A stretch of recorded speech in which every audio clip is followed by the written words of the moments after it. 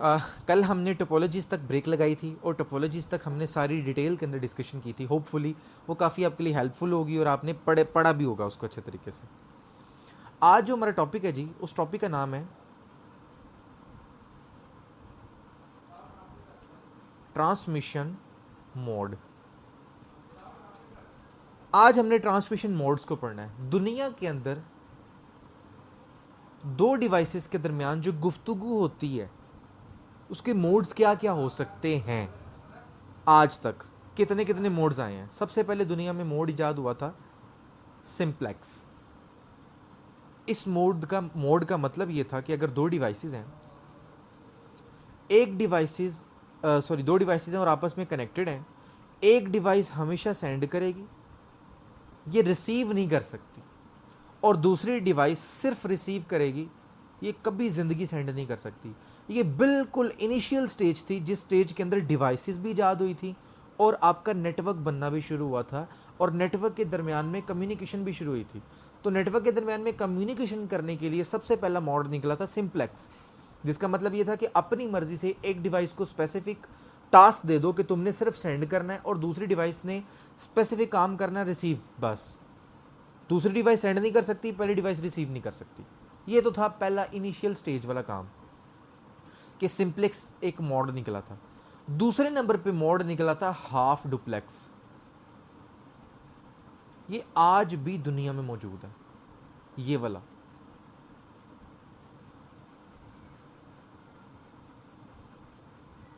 अगर दो devices connected हैं, इसके अंदर एक डिवाइस एक टाइम पर सेंड भी कर सकती है प्लस रिसीव भी कर सकती है। बिल्कुल ऐसे ही ये डिवाइस रिसीव कर सकती है और ये सेंड भी कर सकती है। लेकिन यहाँ पर हाफ डुप्लेक्स के अंदर होता ये है कि अगर एक टाइम पर एक डिवाइस सेंड कर रही है तो दूसरी रिसीव करेगी। उसी टाइम या उसी मरहले के दरमियान पहली वाली डिवाइस रिसीव नहीं कर सकती और दूसरी सेंड नहीं कर सकती जब तक वो पहला काम ना कर लें। जो चीज़ सेंड हो रही है वो सेंड ना हो जाए तब तक वो रिसीव नहीं कर सकती डिवाइस। दूसरी डिवाइस जो है जो रिसीव कर रही है वो जब तक पूरा रिसीव ना कर ले वो सेंड नहीं कर सकती। तो ये कुछ इश्यूज़ हैं इसके अंदर। इसके बाद दुनिया में एक तीसरा मोड मुतारिफ कराया गया जिसको फुल डुप्लेक्स कहा गया। इसके अंदर होता ये था कि दो डिवाइसेस हैं,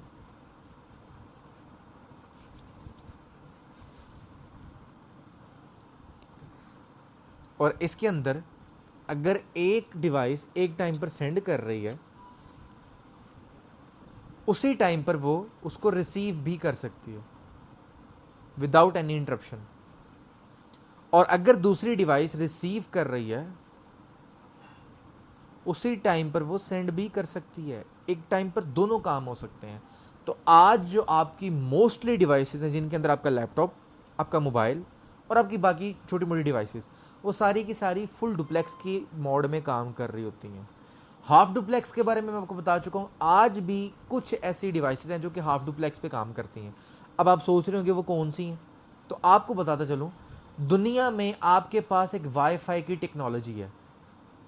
आपकी जो वाईफाई टेक्नोलॉजी है ये हाफ डुप्लेक्स होती है जी।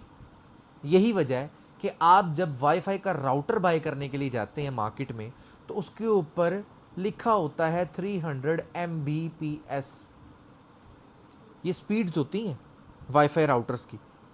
तो आप बड़ा खुश होते होंगे, यार वाह वाह 300 MB एक टाइम पर गुजर सकता है इसके अंदर से। असल में 300 MB नहीं है, ये होती है 150 MB पर सेकेंड। क्यों? क्योंकि मैं आपको बता चुका हूँ वाईफाई हाफ डुप्लेक्स होता है, तो ये इसका हाफ कर लें। और हाफ करने के बाद भी आपको परफॉर्मेंस पूरी नहीं आ सकती। क्यों? उसकी वजह ये है कि हमारे पास एंटरप्राइज लेवल की डिवाइसेस नहीं है और ना ही हमारे पास एंटरप्राइज लेवल का नेटवर्क है जिसमें एक एक बिट बिल्कुल करेक्टली जा रही हो। तो ये 150 भी नहीं बनता, ये बनेगा आपके पास टोटल कोई 90 या 80 Mbps। तो सोचें अगर 80 या 90 Mbps है तो आपने तो बाय किया था 300 Mbps, तो जिस बंदे ने बाय ही 150 Mbps की है उस बेचारे का क्या हाल हो रहा होगा। उसका तो हाफ कर ले, वो तो 75 खुद बन गया। तो 75 उन्होंने क्लेम किया कि आपको मिलेगा, लेकिन 75 नहीं मिलता, वो तो 30 to 35 मिलता है। उसका भी हाफ कर लें, वो जाके आपको रिसीव होता है, क्योंकि वाईफाई हाफ डुप्लेक्स है। क्यों जी, यहाँ तक साथ है। और अगर ठीक है ये वाईफाई है तो ये मतलब जो हमें रिसीव जो राउटर मिलता है हमें या आपके वाले मॉडल मिलता है जी, वो पीछे से स्पीड जो आ रही है जो हम आईएसपी से ले रहे हैं वो तो इतनी दे रहे हैं ना आपको, आगे आप वाईफाई से जब कनेक्ट होते हैं तो आप डिफरेंट हो जाती है नहीं? जी जी, उसी उसी की बात मैंने इसलिए स्पेशली वाईफाई बोला ना। हाँ जी, या कोई ना वो मैं थोड़ा सा कंफ्यूज हूं, मैंने कहा पूछना कि हाँ नहीं, अच्छा किया आपने पूछ लिया। असल में तो हमने वाईफाई की बात की है। वाईफाई हाफ डुप्लेक्स होता है, उसकी स्पीड हाफ डुप्लेक्स होती है। जबकि मज़े की चीज़ ये है कि उस मॉडेम के अंदर पोर्ट्स भी होती हैं, फिजिकली पोर्ट्स, जिन पे आप अपने लैपटॉप्स कंप्यूटर्स कनेक्ट कर सकते हैं। अगर आप वायर लगाएं ना उसके ऊपर, केबल से कनेक्ट करें, तब आपको स्पीड फुल आ रही होगी। हाँ बस हाँ ये जी, तो ये जो टेक्नोलॉजी है ये बेसिकली वाईफाई के ऊपर डिपेंड करती है। आगे चलते हैं जी। ये हो गए ट्रांसमिशन मोड। अब कुछ ट्रांसमिशन की टाइप्स पढ़ते हैं।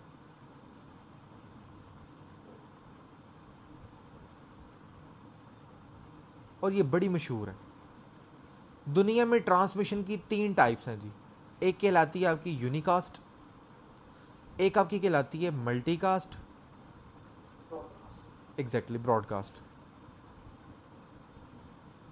ये 3 टाइप्स है ट्रांसमिशन की। यूनिकास्ट का मतलब है कि 1 to 1, एक बंदा एक बंदे से ही बात कर रहा है। मल्टीकास्ट का मतलब है 1 to few या ग्रुप। और ब्रॉडकास्ट का मतलब है 1 to all, तमाम के साथ आप गुफ्तगू कर रहे हैं, तो ये ब्रॉडकास्ट होगी। इसी वजह से आपकी जो न्यूज़ के ऊपर जब ख़बरें वगैरह चलती हैं ना, तो उन ख़बरों के दौरान लिखा होता है कि जनाब ये ब्रॉडकास्ट हो रही है। ब्रॉडकास्ट का मतलब है वो सबसे बात कर रहे हैं। तो ये तो इतनी मुश्किल बात नहीं थी, इसमें तो उम्मीद है कोई क्वेश्चन नहीं होगा। नहीं कोई ये ब्रॉडकास्ट हाँ जी, ये तो आम सी चीज़ है, इसको पढ़ा हुआ सब। अब जनाब इम्पोर्टेंट डिस्कशन होने लगी है, और अब ज़रा कायम होके बैठिएगा। अब हम बात करने लगे हैं प्योर केबल्स की। जी पूछें। ये यूनिकास्ट और मल्टीकास्ट या ब्रॉडकास्ट ये हम डिटेल में नहीं पढ़ेंगे? जी, हमने इसको डिटेल में पढ़ना है। अभी तो सिर्फ मैंने ट्रांसमिशन, अभी तो मैंने टाइप्स बताई हैं। अभी तो आगे चल के हमने एक एक चीज़ को डिस्कस करना है। ठीक होगा। केबल्स की बात करते हैं जी। दुनिया के अंदर काफ़ी सारी टाइप्स की केबल्स हैं, लेकिन हम प्योरली नेटवर्क की बात कर रहे हैं, तो हमने नेटवर्क की केबल्स की बात करनी है। नेटवर्क में ना आपको जिन केबल्स के साथ वास्ता पड़ सकता है ना, वो 2 टाइप की केबल्स हैं। एक होती है आपके पास ईथरनेट केबल, जो कि आपके कोर्स का पार्ट भी है। एक आपके पास होती है रोल ओवर केबल, ये भी कोर्स का पार्ट है। एक तीसरे टाइप की केबल होती है, ये कोर्स का पार्ट नहीं है लेकिन फिर भी बताना ज़रूरी है, और वो है फाइबर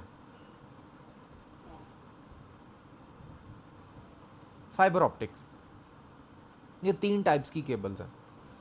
तीसरी चूँकि हमारे हाँ जी, तीसरी चूँकि हमारे कोर्स का पार्ट नहीं है, लेकिन फिर भी आपको पता तो है फाइबर किसको कहते हैं। अनलिमिटेड है। वो कॉम्पियर में पढ़ी है काफी डिटेल में पढ़ा है। ज़बरदस्त कनेक्शन ज़बरदस्त, भी है वो सब। बेहतरीन हो गया जी। अब हम बात करते हैं इथरनेट केबल के बारे में और रोल ओवर केबल के बारे में। रोल ओवर केबल को तो ना आप कंसोल केबल कहते हैं, ये तो बात ही ख़त्म कर देना। ये हम आगे चल के जब पढ़ेंगे राउटर्स को, फिर इंशाल्लाह डिस्कस करेंगे कि ये कंसोल केबल क्या होती है। इसकी बात भी हम बाद में कर रहे होंगे। आज जो हमारा बेसिक टॉपिक है वो ईथरनेट केबल के ऊपर है। ईथरनेट केबल क्या होती है? ईथरनेट केबल जो है ना, उसको कहा जाता है, मार्केट में अगर आप लेने के लिए जा रहे हैं ना ईथरनेट केबल, उनको आप कहेंगे मुझे ईथरनेट केबल दे दो, तो वो हंसेंगे आपके ऊपर। वो कहेंगे ये क्या होता है, उनको नहीं पता। उनको समझाने के लिए आपको इसका कोड वर्ड बताना पड़ेगा मार्केट के लिहाज से, और वो कोड वर्ड कहलाता है कैटेगरी।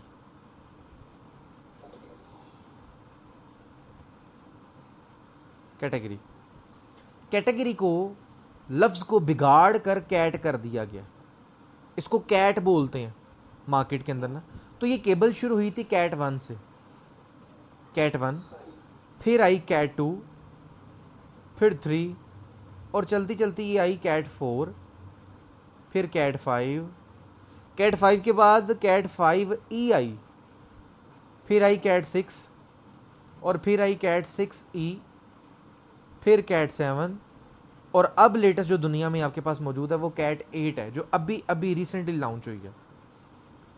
ये जो पहली वाली केबल्स है ना, ये दुनिया से ऑब्सोल्यूट हो चुकी हैं, इनकी तो बात ही मैं नहीं कर रहा, ये दुनिया में नज़र ही कहीं नहीं आपको आनी, ख़त्म हो चुकी हैं। 1 to 4 जी 1 to 4 ख़त्म हो चुकी हैं, इसलिए हम इनकी बात नहीं कर रहे। आपको जो दुनिया में नज़र आएगी और जिसको आप बाय भी कर सकते हैं अभी, वो कैट 6 यानी कि कैटेगरी 6 से स्टार्ट होती है। कैटेगरी 6 और कैटेगरी 5E और 5 से स्टार्ट होती है, 5, 5E, 6, 6E, 7 और 8। इनमें क्या फ़र्क है? इनमें बेसिकली स्पीड का फ़र्क है।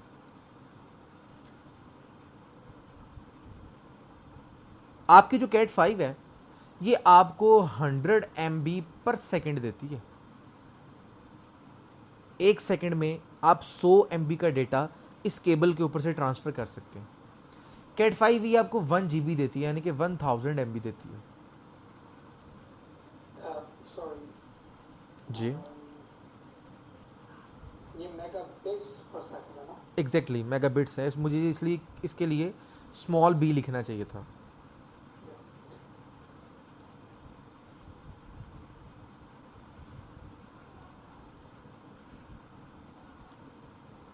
हंड्रेड Mbps और 1000 Mbps इसकी स्पीड के बारे में पता लग गया। कैट 6 जो है ये भी आपको 1000 Mbps ही स्पीड देती है। तो सवाल ये पैदा होता है जी, अगर ये दोनों स्पीड सेम देती हैं तो फिर दोनों में फ़र्क क्या है? क्वालिटी का फ़र्क है, क्वालिटी का फ़र्क है, डिस्टेंस का कोई फ़र्क नहीं है जी, याद रखिएगा। ईथरनेट केबल में कोई डिस्टेंस का फ़र्क नहीं है। आप जोन सी मर्जी ईथरनेट केबल पकड़ लें, वो आपको क्लेम करते हैं कि आप इसको 100 मीटर्स तक इस्तेमाल कर सकते हैं, लेकिन ये झूठ है। 100 मीटर कभी भी इस्तेमाल नहीं होती। 70 मीटर्स के बाद आप खुद नोट कर लीजिएगा, मेरा तो बहुत एक्सपीरियंस है केबल्स के वाले से, मैंने तो अपनी लाइफ में खुद देखा हुआ आंखों से। 70 मीटर्स के बाद इसका सिग्नल वीक होना शुरू हो जाता है। तो आप मैक्सिमम 70 मीटर्स तक इसको लेके जा सकते हैं, उसके बाद केबल फोत हो जाती है। तो जो इतने लंबे लंबे डेटा सेंटर्स हैं उनमें इतनी लंबी लंबी केबल्स हैं, वो कैसे डाल लेते हैं? होती वहाँ भी, अगर फाइबर इस्तेमाल उन्होंने नहीं करनी, इंटरनल नेटवर्क के लिए उन्होंने कैटेगरी ही इस्तेमाल करनी है केबल, यानी कि इथरनेट केबल इस्तेमाल करनी है, फिर वो क्या करेंगे? ये अभी लास्ट पे बात करते हैं वो क्या करेंगे। फिलहाल पहले स्पीड्स की बात करते हैं। कैट 5E और कैट 6 इन दोनों में अगर स्पीड का फ़र्क नहीं है तो फिर क्या फ़र्क है? वो है जनाब इसकी क्वालिटी का। असल जो ईथरनेट केबल है ना, आपने देखा होगा ईथरनेट केबल को मार्केट में ना तो कुछ और केबल्स के नाम से ज़ाहिर किया जाता है, लेकिन टेक्निकली इसको आप ट्विस्टेड पेयर केबल बोलते हैं। इंटरनेट पे आपको ट्विस्टेड पेयर केबल के नाम से भी ये केबल नज़र आएगी, इसको ट्विस्टेड पेयर केबल बोलते हैं। क्यों?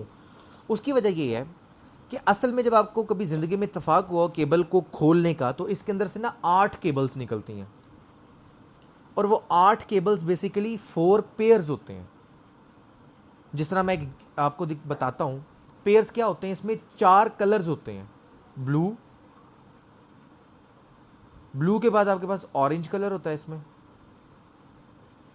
उसके बाद आपके पास एक कलर होता है ग्रीन और ब्राउन।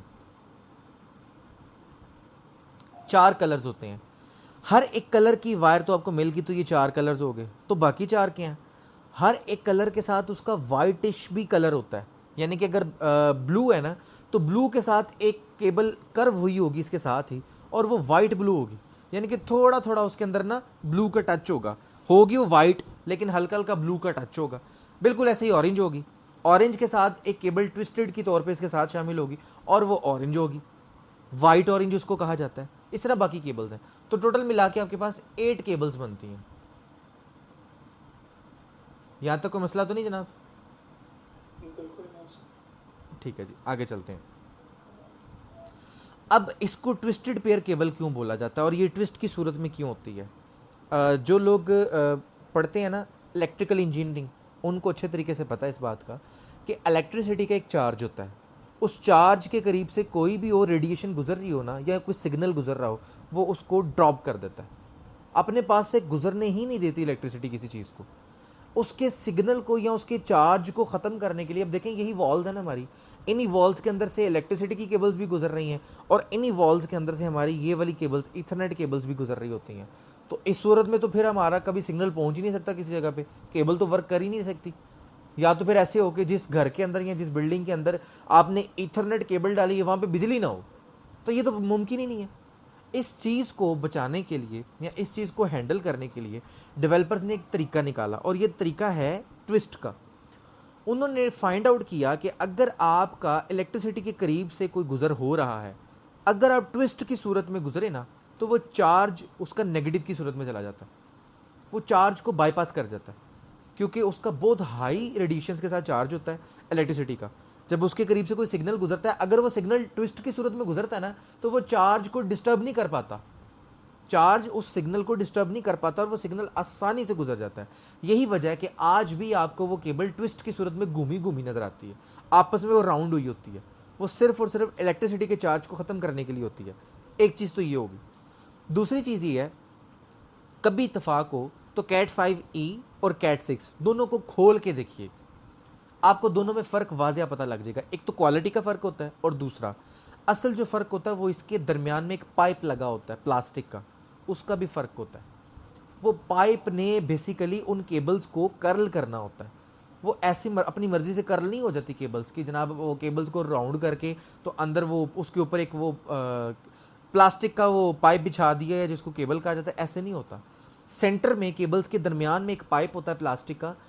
जो कैट 5e है ना, उसके अंदर बिल्कुल लो क्वालिटी का पाइप होता है, जिसकी वजह से ये केबल ज़्यादा से ज़्यादा 7-8 साल चलती है, इससे ज़्यादा नहीं चलती, ऑटोमेटिकली खुद ही डिस्ट्रॉय हो जाती है, ये तबाह बर्बाद हो जाती है, खुद ही ख़त्म होना शुरू हो जाती है।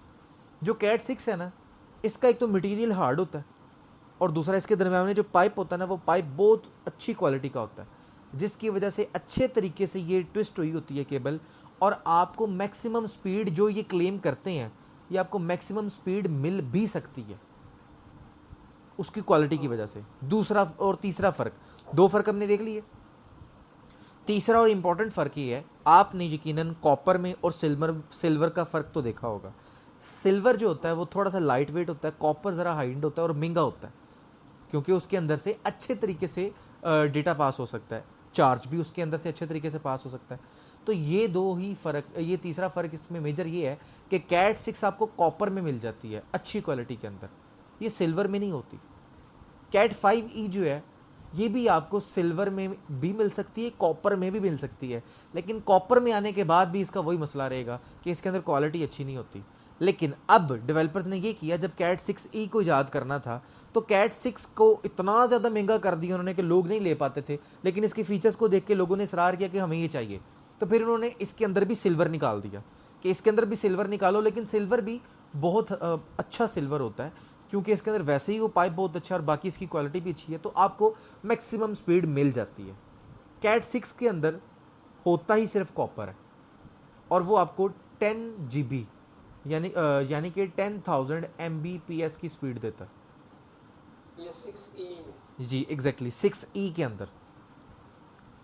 और कैट 7 के अंदर आपको 10 GB ही मिलता है। इन दोनों में भी वही फ़र्क है जो मैंने अभी आपको 2 फ़र्क बताया क्वालिटी का। कैट 7 बहुत महंगी है, क्वालिटी वाइज इतनी बेहतरीन है कि मैं बता नहीं सकता आपको, इसलिए लोग ज़्यादा प्रेफर करते हैं डेटा सेंटर्स के अंदर कैट 7 को ही बिछाएं, ना कि कैट 6 को। कैट 8 आपके पास बिल्कुल रिसेंटली अब लॉन्च हुई है, ये आपको 40 GB की स्पीड देती है। लें जनाब, दुनिया में पहली वाहिद ईथरनेट केबल इंट्रोड्यूस हो चुकी है जो कि आपको 40 GB पर सेकेंड दे सकती है। सॉरी मैं भी लिख रहा हूँ पर सेकेंड। तो ये तो थी केबल्स की हिस्ट्री, हमने अच्छे तरीके से पढ़ लिया। अब इसकी बात करते हैं जो 70 मीटर्स वाला इशू है, बहुत सीरियस इशू है जी।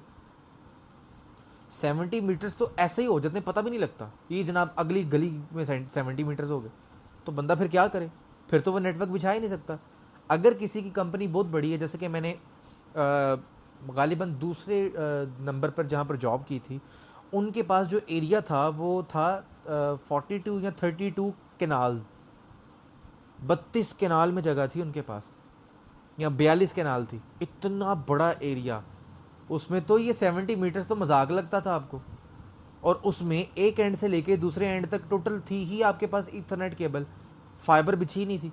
तो फिर उस सूरत में अगर आपको ईथरनेट केबल को इस्तेमाल करना है तो आप कर ही नहीं सकते, फिर तो ये बिल्कुल फजूल सी चीज़ है।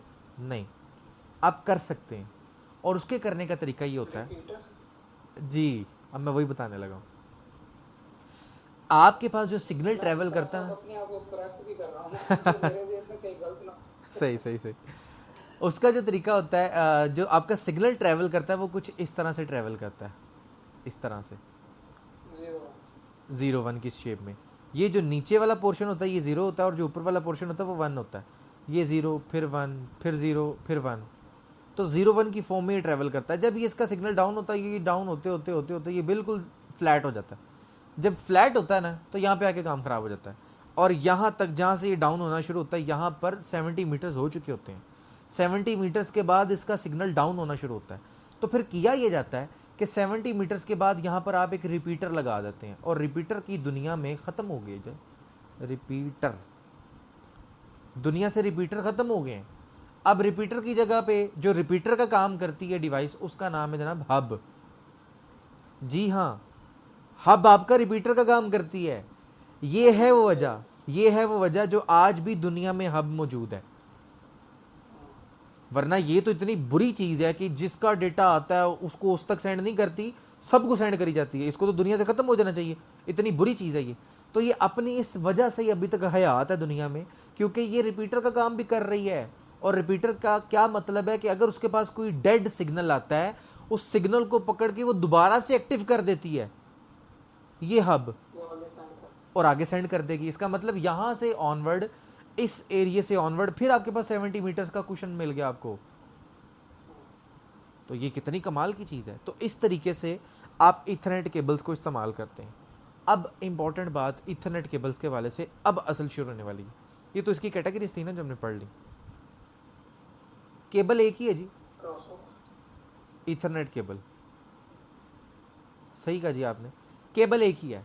उस केबल को कलर कोड्स के ज़रिए इस्तेमाल करके आप 2 केबल्स बना सकते हैं एक केबल के अंदर से। एक को कहा जाता है crossover cable, crossover Ethernet cable, और एक को बोला जाता है स्ट्रेट थ्रू केबल।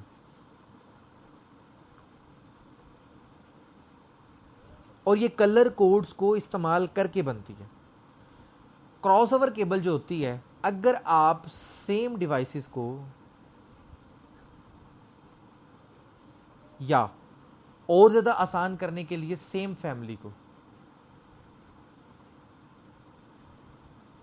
कनेक्ट कर रहे हैं तो आप क्रॉसओवर यूज़ करेंगे। अगर आप डिफरेंट फैमिली को कनेक्ट कर रहे हैं आपस में, तो आप वहाँ पर स्ट्रेट थ्रू इस्तेमाल करेंगे। अच्छा, पहली बात तो ये अपने नाम से उल्टा है।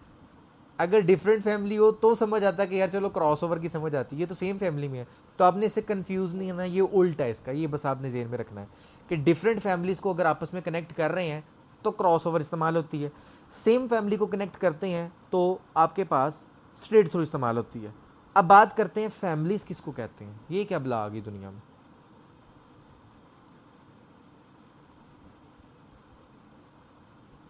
एक फैमिली ये है जी आपकी, और एक फैमिली बी है। फैमिली ए के अंदर कुछ डिवाइसेस इन्होंने डाल दी और फैमिली बी के अंदर कुछ डिवाइसेस इन्होंने डाल दी। अब इथरनेट केबल को समझा दिया है कि जब सेम फैमिली को आपस में कनेक्ट करने लगो, चाहे वो ए में से हो चाहे वो बी में से हो, जब सेम फैमिली की डिवाइसेस आपस में कनेक्ट हो रही हैं तो क्रॉसओवर दरमियान में लगेगी। अगर डिफरेंट फैमिली की डिवाइसेस कनेक्ट हो रही हैं तो वो स्ट्रेट थ्रू होगी। सेम फैमिली के अंदर उन्होंने सबसे पहले डिवाइस डाली जिसको राउटर कहा जाता है, इसके बाद इन्होंने पीसी डाली, पीसी को डाला। अनसेम फैमिली या फैमिली बी कह सकते हैं आप, इसके अंदर इन्होंने स्विच को एंटर किया और फायरवॉल को डाला। अब देखिएगा, अगर मैं स्विच को स्विच से ही कनेक्ट कर रहा हूं तो सेम फैमिली है, क्यों जी? जी बिल्कुल। तो फिर वहां पर क्रॉसओवर लगेगी। अगर मैं राउटर को राउटर से ही कनेक्ट कर रहा हूं तो क्रॉसओवर लगेगी। अगर मैं पीसी को पीसी से कर रहा हूं तो क्रॉसओवर लगेगी। अगर मैं फायरवॉल को फायरवॉल से कर रहा हूं तो क्रॉसओवर लगेगी। लेकिन अगर मैं राउटर को स्विच से कनेक्ट कर रहा हूं तो अब ये डिफरेंट फैमिली है, अब यहां पे स्ट्रेट थ्रू इस्तेमाल होगी। सवाल ये पैदा होता है कि हमें तो ये बात समझ आती है, हमने तो अक्सर दुनिया में राउटर को पीसी से कनेक्ट किया है, हमने तो कभी ज़िंदगी में क्रॉसओवर केबल नहीं इस्तेमाल की। तो ये इसका मतलब कनेक्ट कैसे हो जाता है? ये तो नहीं होना चाहिए, हमें तो क्रॉसओवर चाहिए। अच्छा, ये बात अभी थोड़ी देर बाद बात करते हैं। पहले बात करते हैं केबल्स बनती कैसे हैं। अच्छा सॉरी। हाँ जी, केबल्स कैसे बनती हैं? ये कलर कोडिंग से बनती हैं। दुनिया में दो कलर कम्बिनेशंस हैं, एक कहलाता है T568A और दूसरा कलर कम्बिनेशन कहलाता है T568B। इन दोनों कलर कोड्स के अंदर, दोनों कम्बिनेशंस के अंदर कुछ कलर्स रखे गए हैं कि पहले नंबर पे कौन सा कलर आएगा, दूसरे नंबर पे कौन सा कलर आएगा, तीसरे नंबर पे कौन सा कलर आएगा। इन दोनों को आप फॉलो कर सकते हैं। अगर आप दोनों एंड पर ए और ए या बी और बी, दोनों एंड पे, केबल के दो एंड होते हैं ना, एक एज होता है, दूसरा एज होता है। अगर आप दोनों एजेस पे सेम कलर कोड इस्तेमाल कर लें, ए कर लें या बी कर लें, दोनों में से जो सा मर्जी कर लें, तो ऐसी केबल को कहा जाता है कि आपने स्ट्रेट केबल बना ली है, स्ट्रेट थ्रू केबल बना ली है। और अगर आप कलर कॉम्बिनेशन में एक साइड पर कलर ए यूज कर लें और दूसरी साइड पे बी कर लें, या एक साइड पे बी कर लें और दूसरी साइड पर ए कर लें, तो ऐसी कलर कॉम्बिनेशन के बाद जो केबल आपके सामने आएगी वो केबल आपको क्रॉसओवर केबल कहेगी। क्यों जी? यहाँ तो चार नहीं होते कलर? जी जी, मैं कलर्स चार ही होते हैं, असल में चार कलर होते हैं और केबल्स 8 होती हैं। मैं कलर्स की बात नहीं कर रहा, मैं कलर्स के कम्बिनेशन की बात कर रहा हूँ। जिस तरह मैं एग्जांपल लेता हूँ, कलर्स आपके सामने, आपको पता कौन कौन सा होता है। मैं एक आपके सामने कलर स्कीम यूज़ करता हूँ। वाइट ऑरेंज पहले नंबर पे, दूसरे नंबर पे ऑरेंज, फिर ग्रीन, फिर ब्लू, फिर वाइट ब्लू, फिर ग्रीन, फिर वाइट ब्राउन, फिर ब्राउन। ये मैंने कलर कोड आपके सामने रखा है और ये कलर कोड है T568B का, ये इसका कलर कोड है। अब आप बाउंड हैं पूरी दुनिया के अंदर, जब भी कोई डिवाइस आप लेंगे उस डिवाइस को समझा दिया गया है कि तुम्हारे ऊपर जब भी ईथरनेट केबल लगेगी तुमने कलर कोड को सर्च करना है, या वो कलर कोड T568A में से होगा या B में से होगा। आपको इन दोनों कॉम्बिनेशंस के अंदर जो कलर बता दिए गए हैं आप मजबूर हैं उनको इस्तेमाल करने पे। आप अपना ज़ाती कलर नहीं ईजाद कर सकते, कर लेंगे आप, लेकिन जैसे ही प्लग करेंगे किसी डिवाइस के ऊपर, डिवाइस कहेगी मेरे ऊपर केबल लगी नहीं है। क्यों? क्योंकि आपने कलर कोड जो उसको समझाए हैं वो वाले इस्तेमाल नहीं किए। और उसको कौन सा समझाए हैं? उसको ये दो समझाए हैं, T568A और T568B। यहां तक साथ है जी? लेकिन ये किसने किसने समझाया? IEEE दुनिया में एक इदारा है जो कि इन तमाम स्टैंडर्ड्स को लिखता है। इलेक्ट्रॉनिक इंजीनियरिंग वाला। एग्जैक्टली, IEEE दुनिया में इदारा है जो कि इन तमाम स्टैंडर्ड्स को ऑन करता है। ये सारे के सारे स्टैंडर्ड्स ये इदारा बनाता है, इसी ने ये स्टैंडर्ड बनाया पूरी दुनिया में। और अब इंशाल्लाह ताला नेक्स्ट जो हम टॉपिक पढ़ेंगे वो वाला टॉपिक भी इसी से रेलिवेंट है। इंशाल्लाह ताला उसको जब पढ़ेंगे फिर डिस्कस करेंगे। फिलहाल आप ये ज़हन में बिठा लें कि T568A और T568B ये दो आपके पास दुनिया के अंदर कलर कोड्स हैं। आप इन दोनों को इस्तेमाल करने पर बाउंड है। अगर आप अपनी केबल के एक साइड पर ए वाला कलर चूज़ कर लें और दूसरी साइड पर भी ए वाला इस्तेमाल कर लें, या एक साइड पर बी कर लें और दूसरी साइड पर भी बी कर लें, यानी कि दोनों साइडों पे सेम कलर्स हैं और आपने अपनी मर्जी के कलर नहीं याद किए, यही दो वाले पकड़े हैं, इन्हीं दोनों में से कोई एक इस्तेमाल किया, तो दोनों साइडों पर जब सेम कलर्स हो जाएंगे तो आपकी जो केबल बनेगी वो स्ट्रेट थ्रू केबल कहलाएगी।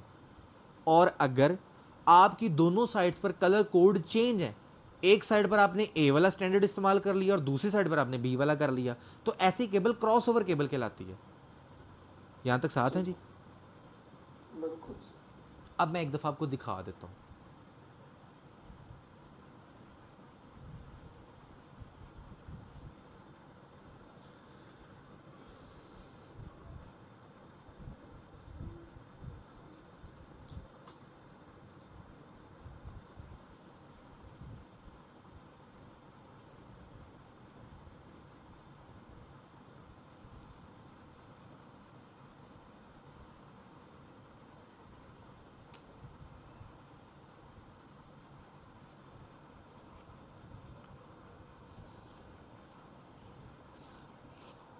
जी एक सेकंड लगेगा प्लीज। जी जी ज़रूर, क्यों नहीं, श्योर।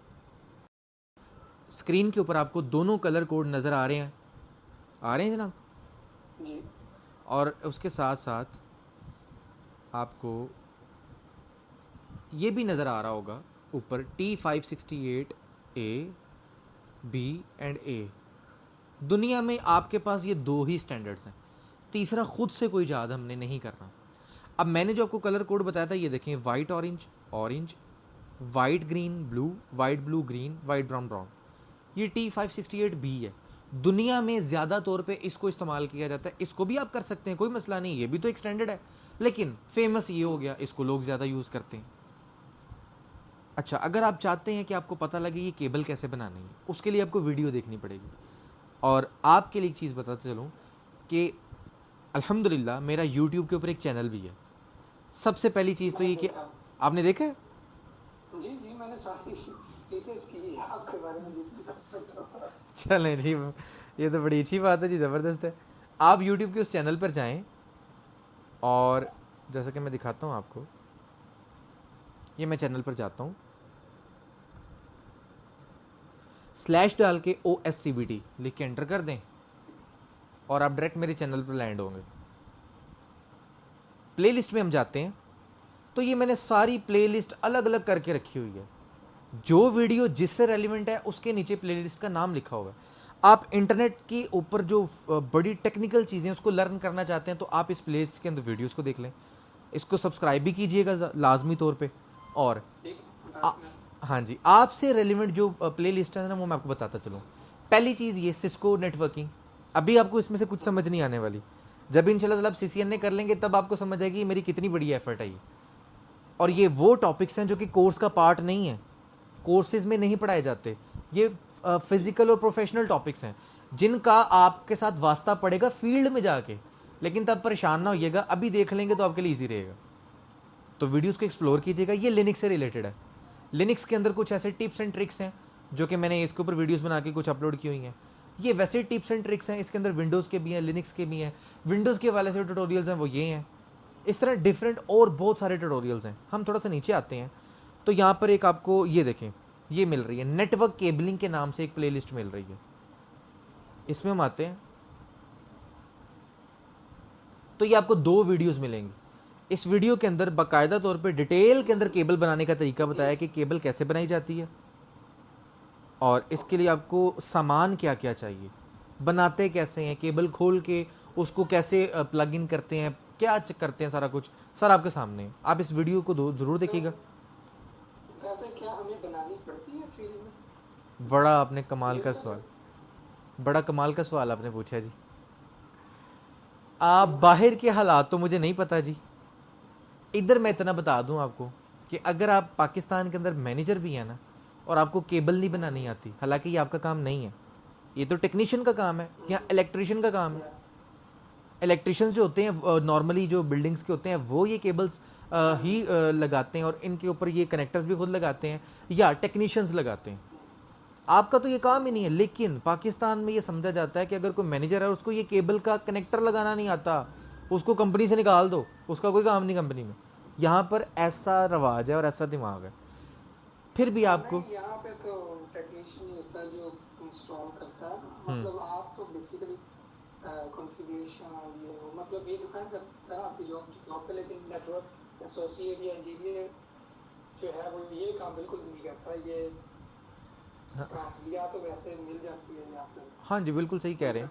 क्लिपर होता है, ये क्लिपर से वो क्लिप करके उसको मैंने देखा है। वैसे ये मतलब चलें आप इन वीडियोस को भी देखिएगा, आपको पूरी नेमिंग स्कीम मिल जाएगी कि आपने जिसको क्लिपर कहा वो क्लिपर है कि नहीं है। वो क्लिपर नहीं होता, वो क्रिम्पिंग टूल होता है, उसको क्रिम्प कहते हैं, इसको क्रिम्पिंग टूल कहा जाता है। और जिसको हम बार बार कनेक्टर्स बोल रहे हैं, आपको पता है टेक्निकल वे में तो कहते हैं फांसी दे दो उस बंदे को जिसने कनेक्टर बोला है। ये कनेक्टर नहीं होता, इसको RJ45 बोला जाता है। तो ये नेमिंग, हाँ जी, ये नेमिंग स्कीम बहुत ज़्यादा इंपॉर्टेंट है क्योंकि हम टेक्निकल हैं तो टेक्निकल बंदे को टेक्निकल वर्ड्स ही बोलने चाहिए। अच्छा जी, अब थोड़ा सा आगे चलते हैं। वीडियोस को ज़रूर देखिएगा, आपके लिए डेफिनेटली हेल्पफुल है। होपफुली मैंने इसको बंद कर दिया, बिल्कुल कर दिया जी। आगे चलते हैं जी। बल्कि प्रीवियस आते थोड़ा सा इसके बारे में बात करते हैं कि मैंने आपको बताया कि अगर सेम फैमिली है तो आप तो क्रॉस ओवर इस्तेमाल करेंगे, लेकिन अगर डिफरेंट फैमिली है तो आप स्ट्रेट थ्रू इस्तेमाल करेंगे। आपने तो ज़िंदगी में राउटर को पीसी से कनेक्ट किया है तो आपको तो क्रॉस ओवर करनी चाहिए थी यूज़, जबकि क्रॉस ओवर तो दुनिया में आपने आज तक देखी नहीं होनी कभी भी। आपका जब भी किसी केबल से वास्ता पड़ा होगा हमेशा आपका स्ट्रेट थ्रू से वास्ता पड़ा है। तो फिर ये कॉन्सेप्ट गलत है जो मैं पढ़ा रहा हूँ? बिल्कुल नहीं, मैं कॉन्सेप्ट बिल्कुल ठीक पढ़ा रहा हूँ।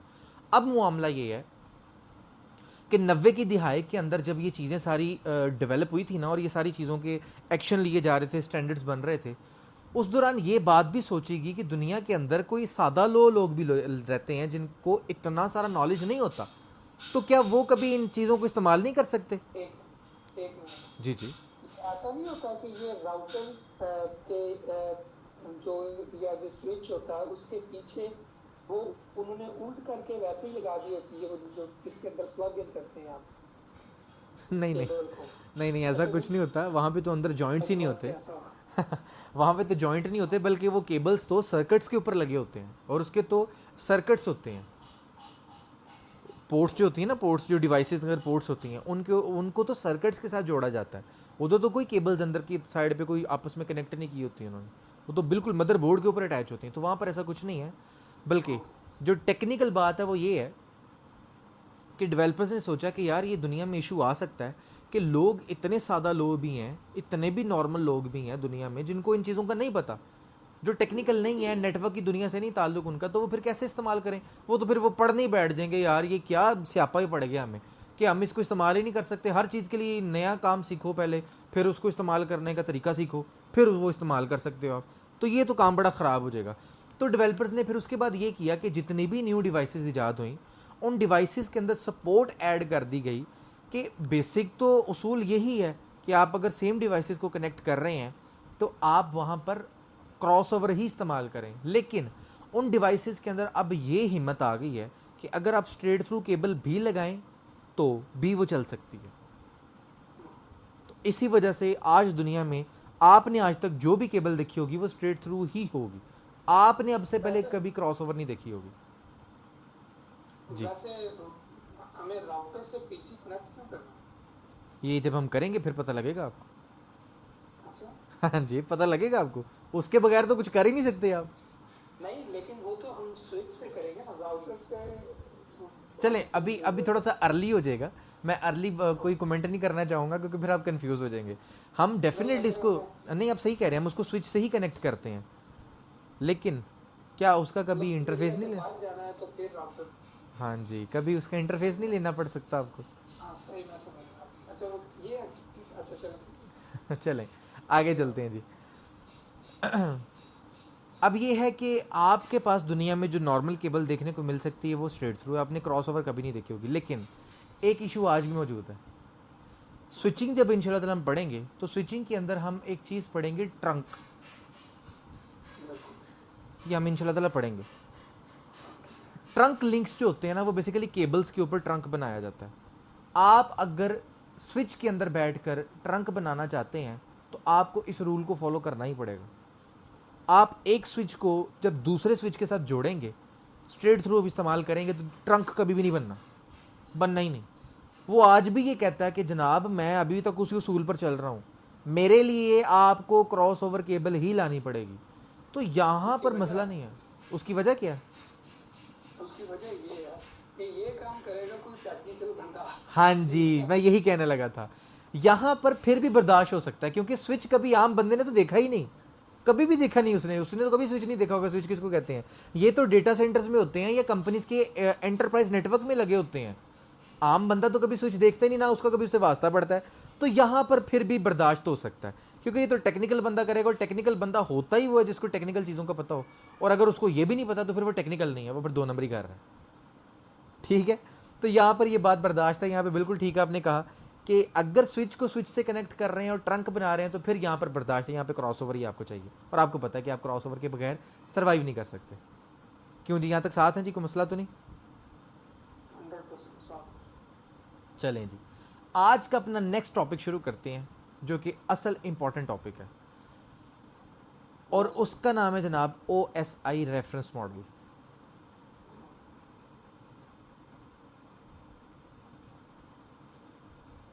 हमारा मशहूर तरीन टॉपिक शुरू होने वाला है। आप CCNA से निकलें, CCNP में जाएं, आप CCI में चले जाएं, PhD कर लें, आप दुनिया का कोई भी वेंडर पकड़ लें, जब भी नेटवर्क की बात होगी इसके बाहर नहीं हो सकती। OSI के अंदर रहते रहते होगी आप हर हालत में। और कहा यह जाता है कि दुनिया में सबसे ज़्यादा पढ़ा जाने वाला टॉपिक भी OSI रेफरेंस मॉडल ही है। अब इसके बारे में थोड़ा सा जानते हैं। OSI रेफरेंस मॉडल को 1984 के अंदर इंट्रोड्यूस किया गया था। उसकी वजह क्या थी? उसकी वजह ये थी कि 1984 से पहले, आज ही हमने पढ़ा कि 1969 के अंदर एक पहला ऑपरेटिंग सिस्टम ईजाद हुआ यूनिक्स के नाम से। उसके बाद नेटवर्किंग का भी आगाज़ हो गया। एक कंप्यूटर को दूसरे कंप्यूटर से जोड़ने की ज़रूरत पड़ गई। आवाम को पता लगा यार इनको तो आपस में कनेक्ट करना ज़रूरी है, डेटा शेयर करना होता है। तब नेटवर्किंग की बेस बनी, नेटवर्किंग का आगाज़ हुआ। तो नेटवर्किंग के आगाज़ के अंदर होता ये था कि अगर एक हार्डवेयर है ना, उसको आप दूसरे हार्डवेयर से कनेक्ट करते हैं तो ये कनेक्ट नहीं हो सकता था, कभी भी आपस में कम्युनिकेट नहीं कर सकता। उसकी वजह ये है, उस ज़माने में जो ऑपरेटिंग सिस्टम बनते थे ना वो हार्डवेयर स्पेसिफिक होते थे।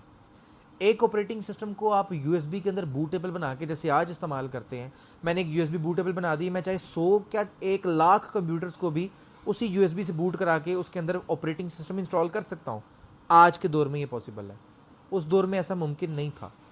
उस दौर में जो भी ऑपरेटिंग सिस्टम बनता था वो हार्डवेयर को देखकर बनता था और हार्डवेयर स्पेसिफिक होता था। एक ऑपरेटिंग सिस्टम दूसरे हार्डवेयर पे चलता ही नहीं था। ये उस दौर की मैं बात कर रहा हूँ। उस दौर के अंदर फिर क्या होता था, अगर मैं मिसाल लेता हूँ, एक आपका कंप्यूटर लिनक्स का है और एक आपका विंडोज़ का है। हालांकि ये दोनों उस दौर में नहीं होते थे जिस दौर की मैं बात कर रहा हूँ, लेकिन हमें इन दोनों के नाम पता है इसलिए मैं इन दोनों का नाम इस्तेमाल कर रहा हूँ। अगर उस दौर में आपके पास एक लिनक्स का कंप्यूटर है और एक विंडोज़ का कंप्यूटर है तो आपस में कम्युनिकेट नहीं कर सकते। क्यों? क्योंकि इनका हार्डवेयर डिफरेंट है। क्या सिर्फ हार्डवेयर डिफरेंट है? नहीं, असल वजह हार्डवेयर की नहीं थी, असल वजह थी ऑपरेटिंग सिस्टम की। ऑपरेटिंग सिस्टम का जो बेस स्ट्रक्चर था वो ही चेंज है। इधर जो बेस स्ट्रक्चर है वो इस हार्डवेयर को देखकर बनाया गया है, इधर ऑपरेटिंग सिस्टम का जो बेस का स्ट्रक्चर बनाया गया है वो इसके हार्डवेयर को देखकर बनाया गया है। तो इसका मतलब यह है कि उस ज़माने में जो भी ऑपरेटिंग सिस्टम बनाया जाता था वो जिस हार्डवेयर के लिए डिज़ाइन किया जाता था उस हार्डवेयर को देखकर फिर बेस स्ट्रक्चर बनता था, और वो बेस स्ट्रक्चर डेफिनेटली दूसरे हार्डवेयर से डिफरेंट होता था। इसलिए दूसरे हार्डवेयर पे वो वाला ऑपरेटिंग सिस्टम वर्क नहीं करता था, और अगर वर्क नहीं करता था तो आपस में चाहे आप कनेक्ट भी कर लें तो वो कम्युनिकेट नहीं करते थे। फिर इशू आ गया दुनिया के अंदर। दुनिया को पता लगा यार ये तो बहुत ज़्यादा ज़रूरत पड़ गई हमें कि हमने डिवाइसेस को आपस में कनेक्ट करना है और उनकी कम्युनिकेशन करानी। क्या किया जाए? तब डेवलपर्स ने उस ज़माने में एक चीज़ ईजाद की जिस चीज़ का नाम उन्होंने दिया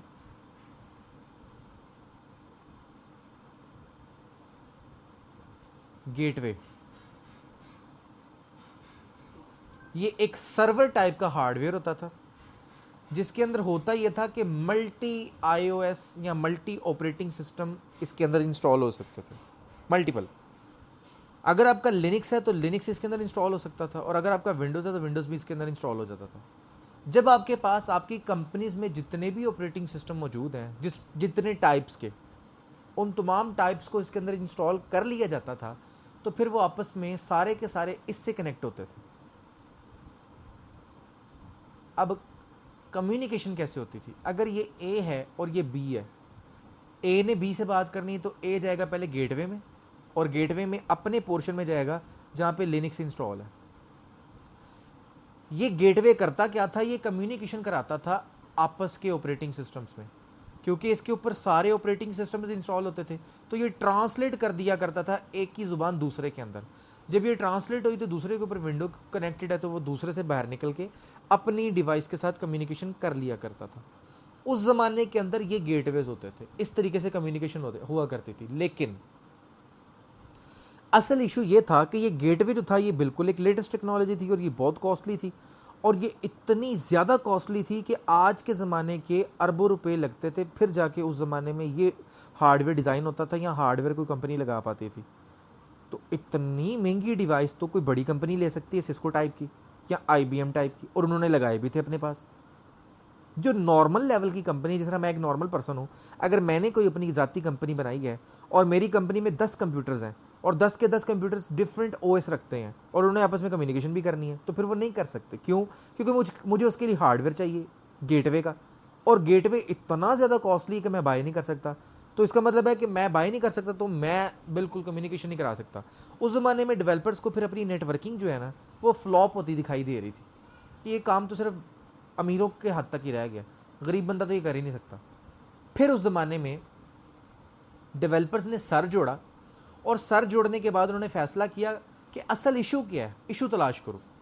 इशू तलाश करने के बाद उनको इशू पता लगा, असल इशू ऑपरेटिंग सिस्टम का है। ऑपरेटिंग सिस्टम के अंदर बेस स्ट्रक्चर जो होता है ना, इसका बेस स्ट्रक्चर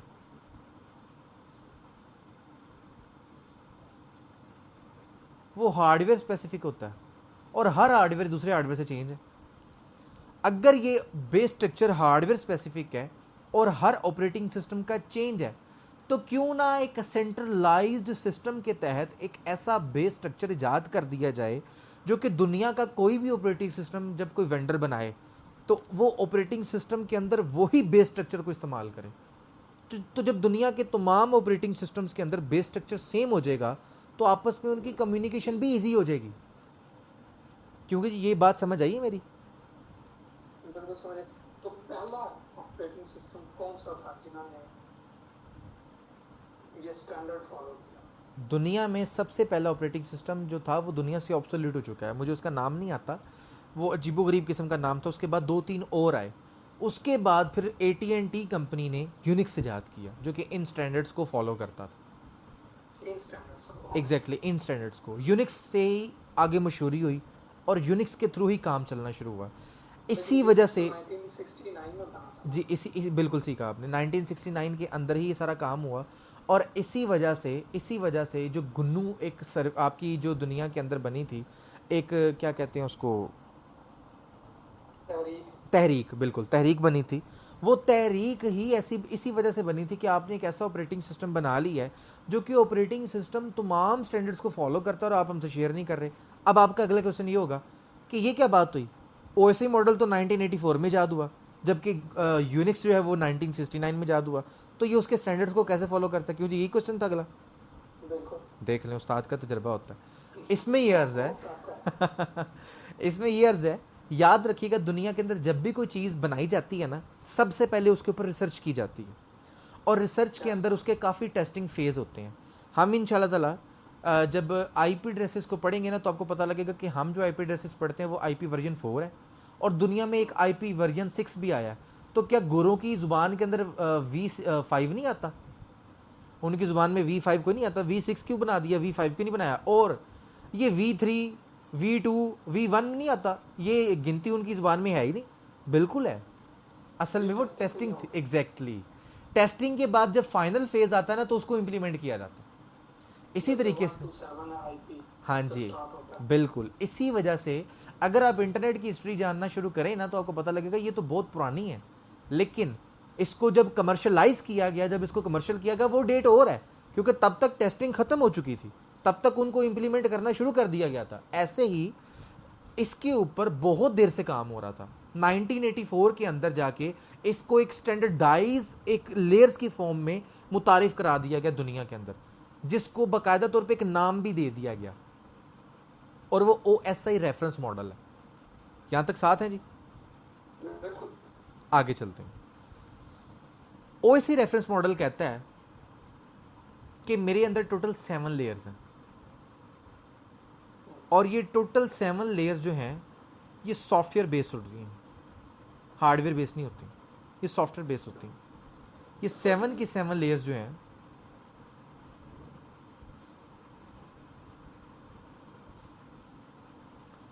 हर एक दुनिया के ऑपरेटिंग सिस्टम के अंदर मौजूद है।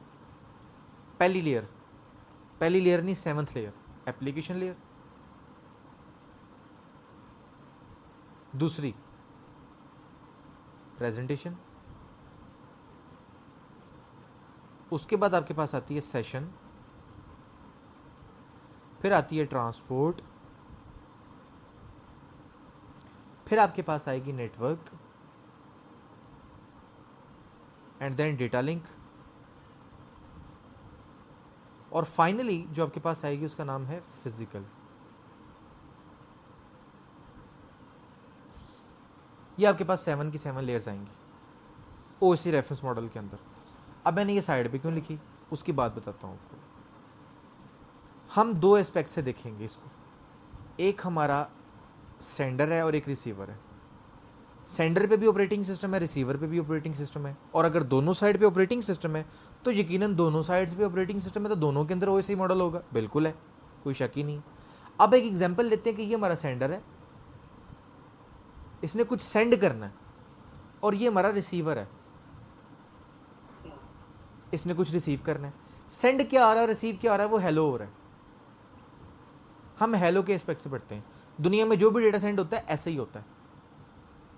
अब सवाल पैदा होता है कि सेंडर की साइड पे पहली लेयर कौन सी है और रिसीवर के साइड पे पहली लेयर कौन सी है। आप देख, की साइड पे तो एप्लीकेशन है, कैसे पता लगा आपको?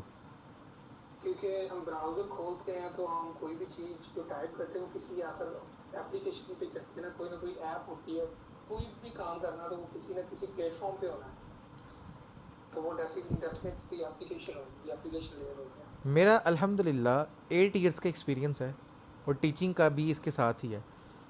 आप पहले बंदे हैं जिसने मुझे जवाब दिया है, आपने ये पहले पढ़ा हुआ है? मैंने वैसे मॉडल पढ़ा हुआ है, आगे रहा बस तभी आपने आंसर दिया है। आप पहले बंदे हैं जिसने आंसर किया, वरना अभी तक मुझे इस चीज़ का आंसर किसी ने नहीं दिया। सेंडर साइड पे पहली लेयर डेफिनेटली एप्लीकेशन ही है, बिल्कुल ठीक आपने कहा, क्योंकि उसका सबसे पहले वास्ता इससे ही पड़ता है। जबकि रिसीवर साइड पे जो पहली उसकी लेयर होती है वो फिजिकल कहलाती है। तो आपने उल्टा लिख दिया। मैंने उल्टा नहीं लिखा, मैंने ठीक लिखा। लिखा हमेशा ऐसे ही जाता और ऐसे ही लिखा जाएगा, कभी भी इसको सीधा करके नहीं लिखा जाता। ओएसआई मॉडल की लेयर्स को हमेशा टॉप टू बॉटम ही पढ़ा जाता है और टॉप टू बॉटम ही लिखा जाता है। लेकिन ये टेक्निकल क्वेश्चन है, आपसे इंटरव्यू में अगर कभी क्वेश्चन हो कि पहली लेयर कौन सी है, तो आप कहेंगे सर आप जनरली पूछ रहे हैं या बस सेंडर रिसीवर के हवाले से पूछ रहे हैं। अगर जनरली पूछ रहे हैं, अगर जर्नल पूछ रहे हैं, तो फिर तो पहली लेयर फिजिकल है, नंबर वाइज हमें नजर आ रहा है, और 7th लेयर जो है वो एप्लीकेशन है, लेकिन इसको टॉप टू बॉटम लिखा जाता है, ऊपर से नीचे की तरफ लिखा जाता है। इसका तरीका ये है। और अगर आप सेंडर और रिसीवर के मुताबिक पूछ रहे हैं तो फिर रिसीवर की पहली लेयर फिजिकल है और सेंडर की पहली लेयर एप्लीकेशन है। ये बात हमें यहां तक समझ आती है। अब इन लेयर्स को थोड़ा सा खोलने की कोशिश करते हैं। बहुत ज़्यादा डेप्थ में नहीं जाऊंगा मैं, वरना आप कंफ्यूज हो जाएंगे। जितनी ज़रूरत है जिससे आपको समझ आ जाए उतना ही हम इसको पढ़ेंगे। सबसे पहले बात करते हैं एप्लीकेशन लेयर से। नाम से जाहिर है, ऐसी लेयर जहां पर एप्लीकेशंस वर्क करती हैं। दुनिया में 2 किस्म की एप्लीकेशंस होती हैं, या कोई डेस्कटॉप एप्लीकेशन होगी या कोई नेटवर्क एप्लीकेशन होगी। डेस्कटॉप एप्लीकेशन ऐसी होती है जिसके अंदर किसी किस्म का इंटरनेट इन्वॉल्व नहीं होता, और नेटवर्क एप्लीकेशन ऐसी होती है जहां पर इंटरनेट इन्वॉल्व होता है। एग्जांपल लेते हैं जी, मेरे पास अभी ये देखें, ये एक एप्लीकेशन खुली हुई है जिसके ऊपर मैं आपके सामने वाइट बोर्ड पे लिख रहा हूँ। ये एप्लीकेशन है जहाँ पे मैं लिख रहा हूँ, इसका कोई ताल्लुक नहीं है इंटरनेट से, इसलिए ये डेस्कटॉप है जी। ये नेटवर्क एप्लीकेशन नहीं है, ये डेस्कटॉप एप्लीकेशन है। और ऐसी एप्लीकेशन जिसमें आपको इंटरनेट की ज़रूरत पड़ती है, जैसे ब्राउज़र्स, उसके अंदर इंटरनेट के बगैर उसने चलना ही नहीं, इंटरनेट की ज़रूरत है। तो ऐसी एप्लीकेशन जहाँ पे इंटरनेट की आपको ज़रूरत है, उन तमाम एप्लीकेशंस को नेटवर्क एप्लीकेशंस कहा जाता है। बस इस एप्लीकेशन लेयर के बारे में इतना जानना इनफ है आपके लिए। आगे चलते हैं, प्रेजेंटेशन। लेकिन जी एक क्वेश्चन मेरा, जी आपने कहा ये एप्लीकेशन लेयर है, हाँ जी फिर आपने कहा कि एप्लीकेशन दो तरह की होती है, जी एक डेस्कटॉप एक नेटवर्क। जी हम डेस्कटॉप एप्लीकेशन को तो इंटरनेट चाहिए ही नहीं, तो उसको ट्रांसलेशन या सेंडिंग रिसीविंग का कोई चक्कर ही नहीं है, that is only for the internal usage. जी बिल्कुल। तो हम इसको एप्लीकेशन लेयर के अंदर क्यों ले रहे हैं? वो इस वजह से ले रहे हैं कि डेस्कटॉप आपने एप्लीकेशन को इस्तेमाल किया और वहाँ पर लिखा हेलो, आपने एक पीडीएफ बना ली या एक टेक्स्ट फाइल बना ली, डेस्कटॉप एप्लीकेशन है, वो इंटरनेट का कोई ताल्लुक तो नहीं है। सही। ये आपका डेटा कुछ प्रोटोकॉल्स की मदद से नीचे वाली लेयर पे आएगा। हाँ ठीक। अब अगला काम नीचे वाली लेयर्स ने परफॉर्म करना है। आप दुनिया में जो भी डेटा एक डिवाइस से दूसरी डिवाइस में सेंड करते हैं वो इन 7 लेयर्स को क्रॉस करके ही आएगा, और हर लेयर ने अपना काम करना है। आप चाहे तो हेलो को किसी डेस्कटॉप एप्लीकेशन की जगह पे आप नेटवर्क एप्लीकेशन में लिख लें, जो भी आप करेंगे उस डेटे को प्रोसेस उससे नीचे वाली लेयर ने करना है। आपने यहां पर हेलो लिखा, हेलो लिखने के बाद ये डेटा आ गया नेक्स्ट लेयर पे। नेक्स्ट लेयर क्या काम करती है? ये ट्रांसलेशन करती है। किसको? मशीन लैंग्वेज को ह्यूमन में, या ह्यूमन लैंग्वेज को मशीन लैंग्वेज के अंदर। अभी देखें ये ह्यूमन लैंग्वेज है हेलो, ये मशीन की ज़ुबान नहीं है। मशीन की जो ज़ुबान है वो 01 की ज़ुबान है। यहाँ पर ट्रांसलेशन होती है और वो बाई डायरेक्शनल होती है, यूनी डायरेक्शनल नहीं होती। अगर कोई मशीन लैंग्वेज रिसीव कर रहा है तो वो उसको ह्यूमन में कन्वर्ट कर देगा, और अगर ह्यूमन रिसीव कर रहा है तो वो उसको मशीन लैंग्वेज में कन्वर्ट कर देगा। अभी डेटा जो आया वो ह्यूमन लैंग्वेज के अंदर इसको रिसीव हुआ है, तो ये डेटे को कन्वर्ट करके या ट्रांसलेट करके 01 की ज़ुबान में फॉर्म के अंदर इसको कन्वर्ट कर देगा, और वो होगी मशीन लैंग्वेज। ये लेयर इतना काम करेगी। आगे चलते हैं।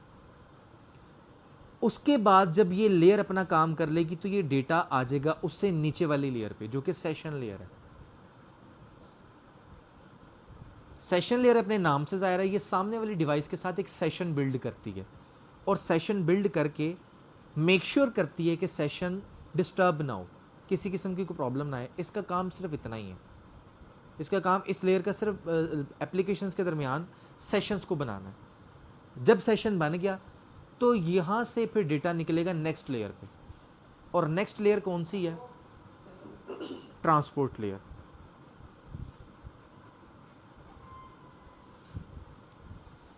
जनाब अब हमारा काम शुरू होने लगा है। ऊपर वाली जो 3 लेयर्स हैं उनकी मैंने इतनी डिटेल नहीं बताई, क्योंकि वो इतनी ज़रूरत भी नहीं थी आपको। उसका आपके साथ ताल्लुक भी कभी वास्ता नहीं पड़ना आपका। अब जिस चीज़ के साथ आपका असल वास्ता पड़ना है और ताल्लुक पड़ना है, हम उनको डिस्कस करते हैं। तो उसमें जो पहली चीज़ है वो आपके पास है ट्रांसपोर्ट लेयर। हम ट्रांसपोर्ट लेयर को डिस्कस करते हैं। ट्रांसपोर्ट लेयर के अंदर जो सबसे पहली चीज़ आती है, ट्रांसपोर्ट लेयर के ऊपर 3 काम होते हैं। एक काम होता है, सबसे पहला वो होता है सेगमेंटेशन। सबसे पहले यहाँ पर सेगमेंट्स बनाए जाते हैं।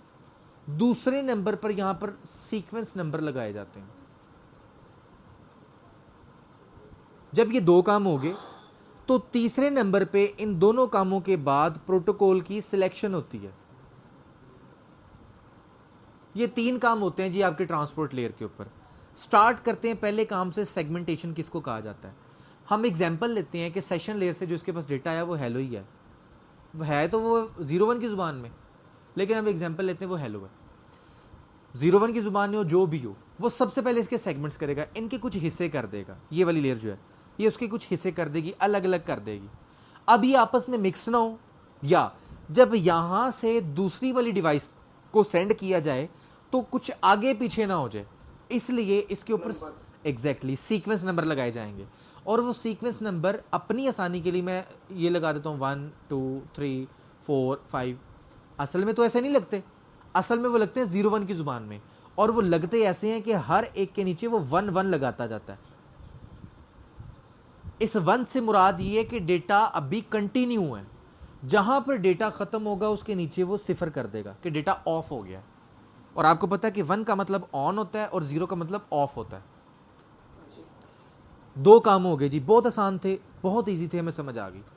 असल काम है तीसरा, प्रोटोकॉल की सिलेक्शन। ये असल काम है। यहां से हमें इस लेयर का काम समझ आएगा। अब यहां से हमारी नेटवर्किंग का आगाज हो रहा है इस लेयर से, तो इसको समझना बहुत ही ज़्यादा ज़रूरी है आपके लिए। प्रोटोकॉल की सिलेक्शन के अंदर आपने इतना जहन में रखना है, दुनिया के अंदर 2 टाइप्स के प्रोटोकॉल्स हैं। एक को टीसीपी कहा जाता है और एक को यूडीपी कहा जाता है। तीसरा कोई प्रोटोकॉल दुनिया में टाइप के अंदर नहीं है। या इसको मैं नेक्स्ट पेज पे ले जाता हूँ, ज़्यादा इजी हो जाएगा। 2 प्रोटोकॉल्स हैं आपके पास जनाब, एक टीसीपी है और एक यूडीपी कहलाता है। टीसीपी से मुराद है ट्रांसमिशन कंट्रोल प्रोटोकॉल, बिल्कुल ऐसे यूडीपी से मुराद है यूज़र डेटाग्राम प्रोटोकॉल। होता क्या है इनमें, फ़र्क क्या है, पहले फ़र्क को देखते हैं। टीसीपी के बारे में कहा जाता है कि ये कनेक्शन और ओरिएंटेड प्रोटोकॉल है। यूडीपी के बारे में कहा जाता है ये कनेक्शन लेस है। इधर कहा जाता है कि ये रिलायबल है, इधर कहा जाता है ये नॉन रिलायबल है, इस पे कोई रिलाय नहीं किया जा सकता।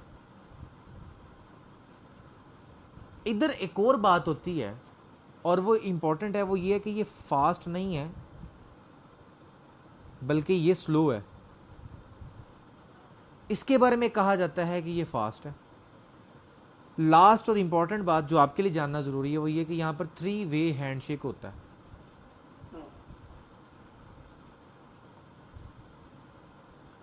यहां पर कोई हैंडशेक नाम की चीज नहीं है।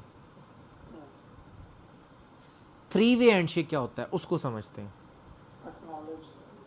मेरे पास ये एक ए पीसी है और यहाँ पर मेरे पास बी पीसी है, आपस में दोनों कनेक्टेड है। यहाँ से एक सिंक जाएगी और इस सिंक के बदले में जो बी राउटर है या बी डिवाइस है आपकी, वो इस सिंक को एक्नॉलेज करेगी और खाली एक्नॉलेज नहीं करेगी बल्कि अपनी भी सिंक एक पास आउट कर देगी उसको। उसके बाद क्या होगा, जो आपकी पहली वाली डिवाइस है वो दोबारा से यहाँ पे उसकी सिंक को एक्नॉलेज करेगी। इसको आसान जुबान में समझाने के लिए मैं हमेशा ये कहता हूँ, आसान जुबान में समझाने के लिए, कि ए जो डिवाइस है ना उसने बी को सलाम किया है, जिसको सिंक कह रहे हैं, उसने सलाम किया कि अस्सलाम वालेकुम। बी ने उसको एक्नॉलेज किया, सलाम का जवाब दिया, लेकिन एथिक्स को देखते हुए उसने अपना भी सलाम कर दिया उसको। अब ए का फ़र्ज़ है कि उसके पास उसके सलाम का जवाब आया तो बी के सलाम का जवाब भी दे, तो उसने फिर तीसरे नंबर पे उसके सलाम का जवाब दिया। तो ये 3 टाइप की जो कम्युनिकेशन हो रही है ना, ये 3 वे हैंडशेक है। अब इसको लाते हैं अपनी प्रैक्टिकल एग्जांपल के अंदर। इधर आ जाए ज़रा। अब देखिएगा डेटा कैसे सेंड होता। अगर तो टीसीपी के थ्रू जा रहा है तो इसका मतलब है कि ये 3 वे हैंडशेक होना ही होना है। और वो कैसे होगा? टीसीपी कनेक्शन ओरिएंटेड है। सेगमेंट करने का मतलब ये कि हर सेगमेंट को अलग अलग भेजा जाता है, याद रखिएगा। वो चाहे टीसीपी हो चाहे यूडीपी हो, उसने हर सेगमेंट को अलग अलग भेजना है। पहला सेगमेंट गया जी, टीसीपी है तो टीसीपी के बाद यहाँ से एक सिंक जाएगी और सिंक में पूछा जाएगा कि मैं तुम्हें डेटा भेज रहा हूँ ये, और फिर भेज देगा और पूछेगा क्या तुम्हें ये डेटा रिसीव हो गया है। तो बी जो है वो सिंक को एक्नॉलेज करेगा कि बिल्कुल मुझे रिसीव हो गया है, लेकिन उसके नीचे 1 लिखा हुआ है। इस 1 का मतलब है कि जनाब अभी डेटा कंटिन्यू है, तो शाबाश मुझे बाकी का डेटा भी भेजो। ये एक्नॉलेज के बाद सिंक में सवाल किया जाएगा। समझिए यहां तक? दोबारा रिपीट करता हूं। ए डिवाइस जो है वो बी डिवाइस को कहेगी कि जनाब मैंने एच भेजा तुम्हारे पास, क्या तुम्हें रिसीव हो गया, और एच को भेज भी देगा। ये बी एक्नॉलेज करेगी कि हाँ मुझे एच मिल गया है, लेकिन उस एच के नीचे 1 लिखा हुआ है, जिसका मतलब ये है कि अभी डेटा कंटिन्यू है, तो शाबाश मुझे अगला डेटा भेजो। अपना सिंक भेजेगा जिसमें सवाल करेगा ये। तो इसका फिर ये ए जवाब देगा ओके मैं भेज रहा हूं। अब देखें ये स्लो क्यों है, ये इसी वजह से है कि आपके डेटे के जितने भी सेगमेंट्स बनते हैं उन तमाम सेगमेंट्स के ऊपर ये 3 वे हैंडशेक हो रहा है। पहले डेटा भेज रहा है, साथ पूछ रहा है, जब तक उसको सामने वाले से एक नॉलेज नहीं मिलती तब तक वो आगे डेटा सेंड नहीं करेगा। तो आप इस वजह से इसको रिलायबल भी कहते हैं कि यार आपका डेटा तो कम से कम पहुंच रहा है ना। अगर डेटा लॉस्ट भी हो गया, मिसाल के तौर पे उसने एच के बाद ई भेजा और ई नहीं पहुंचा, इंटरनेट लॉस्ट हो गया, इंटरनेट की कनेक्टिविटी चली गई या कुछ भी इशू हो गया, पहुंचा ही नहीं, तो बी की तरफ से सिंक आएगा ही नहीं। बी कहेगा जनाब कुछ नहीं मिला, तो ए कहेगा सब्र करो फिर मैं आगे जान नहीं देना, मैं दोबारा सेंड कर रहा हूं, वो दोबारा सेंड करेगा। इसी वजह से टीसीपी को रिलायबल कहा जाता है और इसको स्लो कहा जाता है और कनेक्शन ओरिएंटेड भी कहा जाता है। ये कुछ वजूहात हैं जिसकी वजह से टीसीपी को एज मिलता है। अच्छा, यूडीपी हमारे नज़दीक तो फिर बहुत बुरा ही हो गया ना, क्योंकि उसमें डेटे को सेंड कर दिया उसने और कोई पता नहीं अल्लाह के वाले भेज दिया। वो बेशक रास्ते में लॉस्ट हो जाए, तबाह बर्बाद हो जाए, उसको कोई फ़र्क नहीं पड़ता। तो ये तो फिर बड़ा घटिया किस्म का प्रोटोकॉल नहीं हुआ? इसको तो दुनिया से ख़त्म हो जाना चाहिए। नहीं ख़त्म हुआ उस, हाँ जी, अपने इस फास्ट वाली ब्यूटी की वजह से वो दुनिया से ख़त्म नहीं हुआ। क्यों? मुझे फास्टनेस क्यों चाहिए? मुझे फास्टनेस चाहिए जनाब वॉइस के अंदर। सोचें, अगर मैंने कहा आपको अस्सलामुअलैकुम और अब ट्रांसपोर्ट लेयर के अंदर मेरा अलिफ अलहदा हो, सीन अलहदा हो, सेगमेंटेशन हो रही है ना, तो ये सारे सेगमेंट्स अलहदा हों और आपके पास पहले अलिफ आए और अलिफ के बाद वो 3 वे हैंडशेक हो और पूछे जनाब अलिफ पहुंच गया, आप मुझे कि जी पहुंच गया है, लेकिन उसके नीचे 1 लिखा है और भेजो, फिर मैं आपको कहूँ अच्छा मैं भेज रहा हूँ, फिर मैं सीन भेजूँ, फिर मैं लाम भेजूँ, तो जितनी देर में आपके पास अस्सलाम वालेकुम पहुंचना है ना, उतनी देर में मैंने खाना खा के भी आ जाना है। बिल्कुल सही। तो इस वजह से आपको कहीं ना कहीं फिर यूडीपी का इस्तेमाल करना ही पड़ता है। और यूडीपी आज भी जहाँ पर यूज़ होता है वो ज़्यादातर वॉइस के अंदर यूज़ हो रहा है। हाँ, कुछ ऐसे केसेस हैं जहाँ पर आपको यूडीपी को यूज़ करना पड़ता है, और वो क्या है वो अभी हम थोड़ी देर बाद पढ़ते हैं। एक सेकंड, एक क्वेश्चन है। जी अच्छा, यहाँ पे होती है सेगमेंटेशन हाँ जी ट्रांसपोर्ट लेयर पे, जी बिल्कुल। ठीक है, लेकिन जब for example protocol UDP use हो रहा है वॉइस में या वीडियो कॉलिंग, आपने मुझे कुछ कहा है जो कि मुझे पहुंचा नहीं है, लेकिन ऑफ कोर्स आपको एक्नॉलेजमेंट नहीं गई उसकी, पहुंचा या नहीं पहुंचा, बस भेज दिया, हाँ जी उधर से आ गया, जी। तो हम ऐसा क्यों कहते हैं कि पैकेट लॉस्ट हो गया, या पैकेट लॉस्ट क्यों कहते हैं, सेगमेंट लॉस्ट क्यों नहीं कहते? आगे चल के पता लगेगा आपको। आपका क्वेश्चन बिल्कुल वैलिड है। नेक्स्ट जब हम पढ़ेंगे ना इंशाल्लाह ताला आपको पता लग जाएगा, अगली जब लेयर पढ़ेंगे। यहाँ तक तो कहानी में समझ आ गई कि डेटा सेंड कैसे होता है, ये तो समझ आ गई ना, ज़बरदस्त। अब मैं कहानी के अंदर ट्विस्ट डालने लगा हूँ, और वो ये है कि हमने जो पढ़ा ना असल में टीसीपी और यूडीपी, कि टीसीपी की ये खुसूसियात हैं और यूडीपी की ये खुसूसियात हैं, असल में टीसीपी और यूडीपी कोई प्रोटोकॉल है ही नहीं। तो ये हमने क्या पढ़ लिया, मैंने जो जुमला बोला था वो ये था कि ये प्रोटोकॉल नहीं है बल्कि प्रोटोकॉल की टाइप्स हैं। ये प्रोटोकॉल नहीं है, खुद कोई प्रोटोकॉल नहीं है टीसीपी और खुद कोई प्रोटोकॉल नहीं है यूडीपी, बल्कि इनके अंडर प्रोटोकॉल्स काम करते हैं। हर प्रोटोकॉल का काम डिफरेंट है, याद रखिएगा, हर प्रोटोकॉल का काम डिफरेंट है, लेकिन जितने भी प्रोटोकॉल्स होंगे वो तमाम के तमाम प्रोटोकॉल्स की प्रॉपर्टीज वही होंगी जो उसके वालिद की हैं, यानी कि जिसके अंडर वो काम कर रहा है। जिस तरह मैं एग्जांपल लेता हूँ, टीसीपी के अंडर बहुत सारे प्रोटोकॉल्स काम करते हैं, उसमें मशहूर प्रोटोकॉल्स के नाम लिखता हूँ। एक प्रोटोकॉल है टेलनेट, जिसको हमने इस्तेमाल भी करना है। एक प्रोटोकॉल होता है HTTP, एक प्रोटोकॉल होता है HTTPS, बिल्कुल हाँ जी। एक प्रोटोकॉल होता है आपके पास FTP। अब देखें ये सब प्रोटोकॉल्स का काम अलग अलग है। टेलनेट क्या करता है, रिमोट कनेक्टिविटी देता है। HTTP और HTTPS दोनों सेम लिखती हैं, HTTP और HTTPS, इन दोनों का क्या काम है, ये दोनों वेब के प्रोटोकॉल्स हैं, और फ़र्क ये है कि एक इनक्रिप्टेड है और एक इनक्रिप्टेड नहीं है, एक प्लेन टेक्स्ट में है। FTP क्या करता है, ये आपको रिमोट शेयर देता है रिमोट लोकेशन पे। तो देखिए प्रोटोकॉल्स का काम डिफरेंट है, लेकिन अगर ये सारे के सारे TCP के अंडर काम कर रहे हैं तो ये सारे के सारे रिलायबल हैं, ये सारे के सारे कनेक्शन ओरिएंटेड हैं। इन तमाम के अंदर TCP हैंडशेक होता है। काम जो मर्जी हो, प्रॉपर्टीज इनकी वही होंगी जो इनके वालिद की है, और वालिद कौन है इनका, TCP। उम्मीद है समझ गए होंगे। बिल्कुल। अब यूडीपी की बात करते हैं। यूडीपी के अंडर भी कुछ प्रोटोकॉल्स काम करते हैं। जिस तरह मैं एक प्रोटोकॉल बताता हूँ, H225, ये प्रोटोकॉल है जी, वॉइस का प्रोटोकॉल है। अब मैं CCNP वॉइस तो पढ़ा नहीं रहा, वरना ये पढ़ाता आपको। तो इस प्रोटोकॉल का काम भी है अपना। एक आपका प्रोटोकॉल होता है TFTP, जिसको इंशाल्लाह ताला हमने पढ़ना है। एक प्रोटोकॉल होता है DHCP जी, trivial file transfer protocol dynamic hyper जी, ये आईपीज अलॉट करने के लिए था ना। हाँ जी जी बिल्कुल बिल्कुल। डायनामिक होस्ट, आगे बताएं जो भी बनता है इसका, कॉन्फ़िगरेशन प्रोटोकॉल। हाँ जी, कॉन्फ़िगरेशन प्रोटोकॉल। एक है DNS आपके पास। ये काफ़ी सारे टाइप, अलग अलग टाइप्स के प्रोटोकॉल्स हैं। TFTP जो है वो आपकी डिवाइसेस के अंदर OS को लोड और बैकअप लेने के लिए इस्तेमाल किया जाता है। DHCP जो है IP एड्रेसेस को डायनामिकली या ऑटोमेटिकली अलॉट करने के लिए इस्तेमाल होता है। DNS आप जो हैं वो आपके पास आपके IPs को उसके अंदर नेम के अंदर और नेम को IP के अंदर रेजोल्यूशन के लिए यूज़ किया जाता है जी। सब डिफरेंट काम कर रहे हैं, लेकिन सब के सब UDP के अंडर काम कर रहे हैं। इस वजह से कि तमाम के तमाम कनेक्शन लेस हैं, कोई रिलायबल नहीं है, लेकिन ये फास्ट है और इनके अंदर किसी किस्म का कोई हैंडशेक नहीं होता। तो प्रॉपर्टी सबकी सेम है। क्यों? क्योंकि ये सब एक वालिद के बेटे हैं। उम्मीद है समझ गए होंगे। बिल्कुल समझ गया हूँ। इट्स जस्ट लाइक स्कूल या यूनिवर्सिटी जिसमें डिफरेंट सब्जेक्ट्स पढ़ाए जाते हैं, हर सब्जेक्ट का काम अलग है जी बिल्कुल। लेकिन पढ़ाए जाते हैं। सही। ये लाउजी एग्जांपल थी एक्चुअली। ठीक है जी, ठीक है, सही कहा आपने। अच्छा जी, अब देखिए हमारी ट्रांसपोर्ट लेयर को हमने बहुत डिटेल के अंदर डिस्कस किया है, और बिल्कुल हमने डिटेल के अंदर डिस्कस किया है। ये 3 काम होते हैं: सेगमेंटेशन, सीक्वेंस नंबर और प्रोटोकॉल का सिलेक्शन। अब डिपेंड आपके ऊपर करता है कि आप यहाँ पर टीसीपी को सिलेक्ट करेंगे या यूडीपी को सिलेक्ट करेंगे। लेकिन असल काम टीसीपी और यूडीपी को सिलेक्ट करना नहीं है।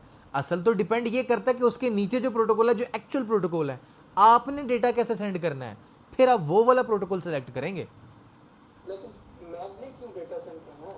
ये तो रेफरेंस मॉडल जो है वो अपना काम कर रहा है ना, मैंने तो एप्लीकेशन यूज करनी है। अभी बात करते हैं, लास्ट पे बात करेंगे, ये जब मैं कंप्लीट करूँगा फिर बात करेंगे इसकी। यहाँ पर आपकी ट्रांसपोर्ट लेयर एंड नहीं होती। एक फर्दर काम रह गया जो सबसे इम्पोर्टेंट है, सबसे ज़्यादा इम्पोर्टेंट, और वो ये है, आपके नॉलेज के लिए मैं इसको सिर्फ बता रहा हूँ, ज़्यादा डिफाइन नहीं करूँगा, क्योंकि वो फिर एथिकल हैकिंग की तरफ हम निकल जाएंगे, बहुत ज़्यादा इन डेप्थ हो जाएगा। ट्रांसपोर्ट लेयर के ऊपर टोटल 16 बिट्स की सॉकेट्स होती हैं, और अगर इसको फॉर्मूले के अंदर पुट किया जाए 2 की पावर n, तो ये आपके पास आंसर आता है 65,536। ये असल में आपके पास होती हैं दुनिया में मौजूद पोर्ट्स। दुनिया की जितनी भी डिवाइसेस हैं, नॉड्स, मैं प्योरली नॉड का वर्ड बोल रहा हूँ, अब दुनिया की तमाम नॉड्स के ऊपर इतनी पोर्ट्स अवेलेबल होती हैं। पोर्ट्स क्या होती हैं? पोर्ट्स कहा जाता है लॉजिकल गेट्स को। लॉजिकल गेट्स को पोर्ट्स कहा जाता है। तो सॉकेट्स क्या होती हैं, इसकी बात हम नहीं कर रहे फिलहाल। इसको इतना याद रखें कि 16 बिट्स की सॉकेट्स होती हैं। आसान करने के लिए मैं इतना बता दूं, सिर्फ आपकी याद दहानी के लिए, हमारे घर में अगर कोई एंटर होना चाहता है तो उसको मेन डोर से एंटर होना पड़ता है। मेन डोर में एंटर होने के बाद हमारे हर एक रूम का अपना डोर भी होता है, उसको सब डोर कहेंगे। आपके जो मेन डोर्स हैं ना, उनको सॉकेट्स कहा जाता है, और जो सब डोर हैं उनको पोर्ट्स कहा जाता है। अब कंफ्यूजन यहाँ पे ये होगी आपको कि हमेशा आप मेन डोर से एंटर होंगे फिर ही आप सब डोर के अंदर आएंगे। ऐसा तो नहीं हो सकता कि आप सब डोर से गुजर के फिर मेन डोर में एंटर हो जाए, वो तो बाहर निकलेंगे, एंटर थोड़ी होते हैं। यहाँ पर कंफ्यूजन ये, यहाँ पे उल्ट काम है। यहाँ पे जो मेन डोर्स है ना, वो सॉकेट्स ही हैं, असल में वो बैकएंड पे होती हैं इन लॉजिकल गेट्स के। असल चीज़ वो है, वहाँ तक पहुँचने के लिए तमाम हैकिंग की जाती है। पोर्ट्स को आसानी से आप स्कैन कर सकते हैं और इनको आप हिट भी कर सकते हैं, आप पोर्ट्स के अंदर एंटर भी हो जाते हैं। ये आपका काम नहीं है। असल तो जो उसकी अचीवमेंट होती है हैकर की, वही होती है कि इन पोर्ट्स के पीछे जो सॉकेट्स हैं उन तक पहुंचा जाए, जो कि असल गेट हैं जो उसके पीछे छुपे हुए हैं, और वहां तक पहुंचने को ही आपकी हैकिंग कहा जाता है। फिलहाल इसकी बात बाद में करते हैं, इसको भी मैं बात नहीं कर रहा। हमने पोर्ट्स को पढ़ना है। हमें पता लग गया कि दुनिया के अंदर टोटल 65,536 पोर्ट्स होती हैं, जिसके अंदर से 0 से लेके 1023, यानी कि टोटल 1024 पोर्ट्स जो हैं, फर्स्ट 1024 पोर्ट्स जो हैं, इनको कहा जाता है ये वेल नॉन पोर्ट्स हैं। ऐसी पोर्ट्स जो कि रिजर्व्ड हैं, आप इन पोर्ट्स की जगह पे किसी और को इस्तेमाल नहीं कर सकते। अभी इसकी बात करते हैं, मैं क्या जुमले बोल रहा हूँ। 1024 से लेके 65,536 तक की जितनी पोर्ट्स हैं, इनके बारे में कहा जाता है ये रैंडम पोर्ट्स हैं।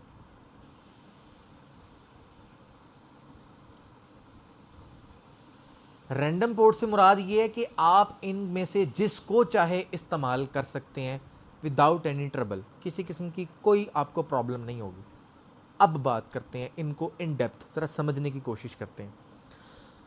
हमें पता है कि हम अगर किसी जगह पर एंटर होना चाहते हैं तो हमें पहले लॉजिकल गेट से एंटर होना पड़ेगा। और लॉजिकल गेट से एंटर हो, सॉरी हमें फिजिकल गेट से एंटर होना पड़ेगा। फिजिकल गेट से जब हम एंटर होंगे फिर उसके बाद लॉजिकल कुछ हर एक रूम का अपना दरवाज़ा होता है, हमने पढ़ लिया कि जनाब वो लॉजिकल गेट्स होते हैं, वही पोर्ट्स होती हैं। अब याद रखिएगा, आप दुनिया में या ज़िंदगी में जब भी किसी डिवाइस के अंदर या किसी नोड के अंदर एंटर होंगे, आप हमेशा पोर्ट से एंटर होते हैं। इसके अलावा कोई तरीका नहीं आपका डिवाइस के अंदर एंटर होने का।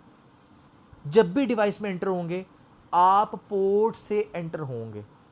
और इंपॉर्टेंट बात,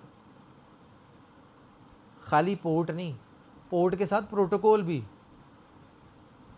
क्योंकि ये आपका फिजिकल दरवाज़ा नहीं है कि आप खुद उसके अंदर जा रहे हैं। ये वर्चुअलाइजेशन की दुनिया है, सॉफ्टवेयर्स की दुनिया है। अब उस सॉफ्टवेयर के अंदर लॉजिकल पोर्ट है। जिस तरह मैं एग्जांपल लेता हूँ, पोर्ट नंबर 10, पोर्ट नंबर 10 एक लॉजिकल गेट है, पहले से रिजर्व्ड है। किसके लिए वो बात नहीं अभी हो रही, लेकिन ये रिजर्व है। उस रिजर्व गेट के अंदर से आप एंटर नहीं हो सकते, बल्कि जिसके लिए वो रिजर्व किया गया है वो आपको लेकर अंदर जा सकता है। अब बात तो कुछ जो है वो प्रोटोकॉल के लिए रिजर्व होती है। एग्जैक्टली प्रोटोकॉल के लिए रिजर्व होती है। जिस तरह लेकिन मैं वो प्रोटोकॉल ये नहीं है, ये टीसीपी या यूडीपी, वो दूसरे हैं जो ये काम करते हैं। दोबारा क्वेश्चन पूछे। मैंने कहा लेकिन वो जो पोर्ट है वो प्रोटोकॉल जो है जिसके लिए पोर्ट अलॉट की गई होती है, हाँ जी, वो बेसिकली ये टीसीपी या यूडीपी प्रोटोकॉल नहीं है, बल्कि वो जो इनके अंदर बच्चे हैं, नूरे जितने भी, उनके लिए अलग अलग पोर्ट्स जो है वो 0 से 1023 तक अलॉट की गई है। जैसे मुझे एक पोर्ट का पता है, शायद वो जो API हाँ जी, के HTTP के लिए यूज होती है। एग्जैक्टली बिल्कुल ठीक कहा जी आपने, बिल्कुल ठीक कहा आपने सही कहा, बिल्कुल ठीक कहा। यही मामला है कि वो पोर्ट्स प्रोटोकॉल के लिए रिजर्व्ड है। और प्रोटोकॉल कौन सा आपका, नॉर्मल प्रोटोकॉल नहीं, बल्कि टीसीपी यूडीपी के अंडर जो इसके बच्चे हैं इनके लिए रिजर्व्ड है।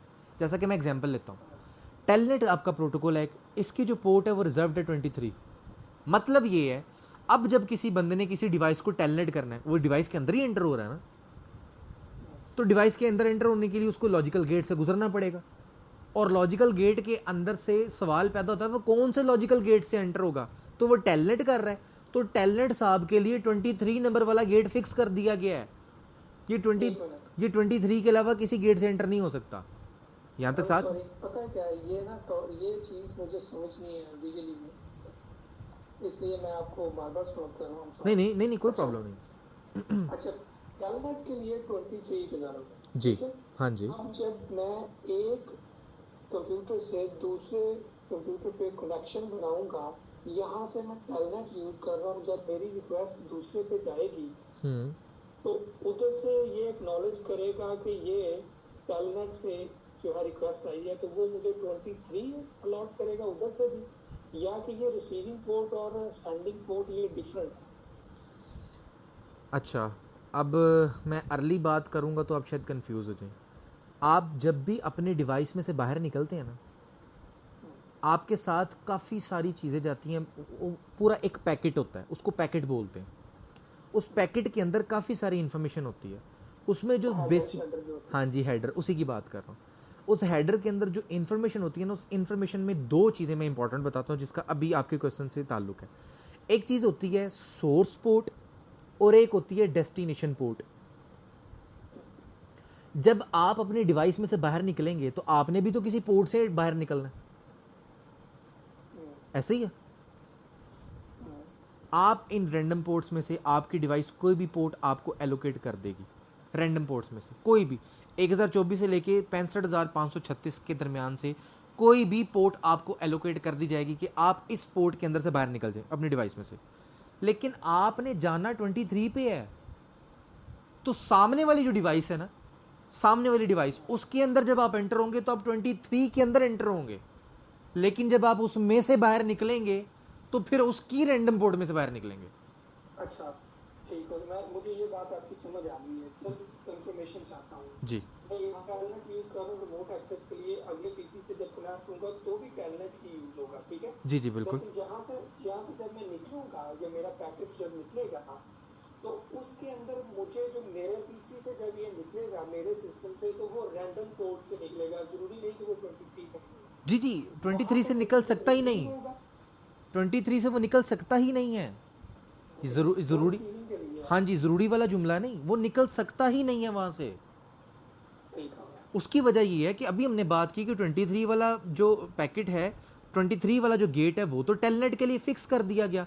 अब टेलनेट का मतलब ये है कि कोई आपको कनेक्ट कर रहा है, ये टेलनेट का मतलब है। आप तो निकल रहे हैं, कनेक्ट थोड़ी हो रहे हैं। जबकि आपके सामने वाली डिवाइस कनेक्ट हो रही है तो उसका 23 वाला गेट ओपन होगा आपके लिए।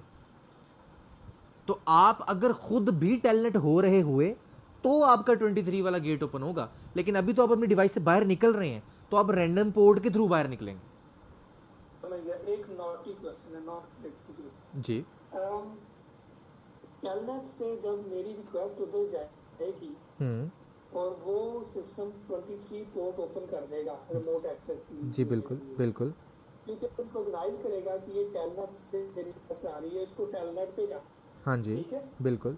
लेकिन अगर मुझे टेलनेट के अलावा किसी और तरह पेनिट्रेट करना हो 23 रिमोट एक्सेस के लिए,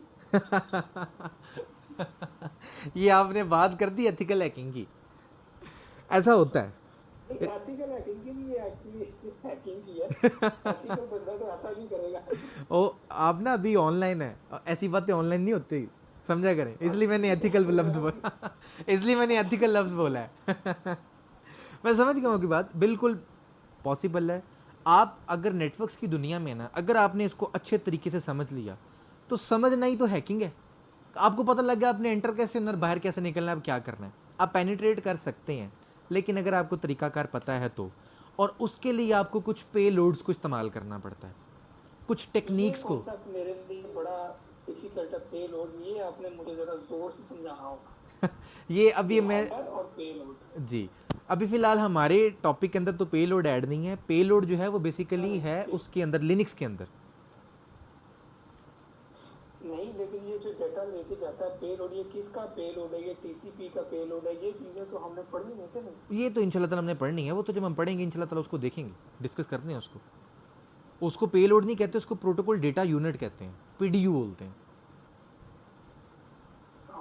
हाँ जी, उसको हम पीडीयू बोलते हैं, और आगे चल के हमने इसकी बात करनी है अभी, इसके बाद वही टॉपिक है हमारा। अच्छा, अब ये हमें बात समझ आ गई कि 23 नंबर वाला जो गेट है वो आपका टेलनेट के लिए परमानेंटली फिक्स कर दिया गया। HTTP जो है वो आपकी पोर्ट 80, HTTPS जो है 443, ये 21, इसकी पोर्ट ये वॉइस के लिए होती है, मुझे कंफर्म नहीं है, ये आप गूगल कर लीजिएगा। TFTP की 169, और DHCP की जो है वो 67 है, और इसकी जो है 53 है। अब ये याद करनी पड़ती है, क्या कहा? ये पोर्ट याद करनी पड़ती है कि कौन से ये कौन सा प्रोटोकॉल कौन सी पोर्ट जी यूज करता है। जी, याद करनी पड़ती है, आपको याद करनी ज़रूरी है। आपसे इंटरव्यू में क्वेश्चंस किए जाते हैं, कम से कम आपको ना, कम से कम 10 पोर्ट्स के नाम तो ज़रूर याद होने चाहिए। 10 पोर्ट्स के आपको नाम।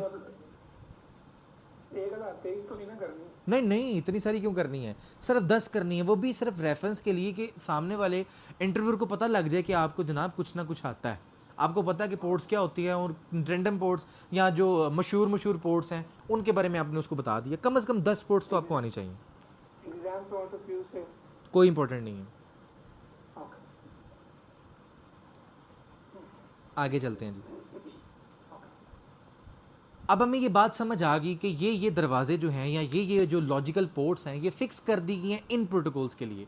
अब मैं थोड़ी सी सिक्योरिटी के पॉइंट ऑफ व्यू से बात करूं, हमें थोड़ा सा उस हवाले से भी सोचना चाहिए, दिमाग थोड़ा सा खोलना चाहिए ना, हमें उस हवाले से सोचते हैं।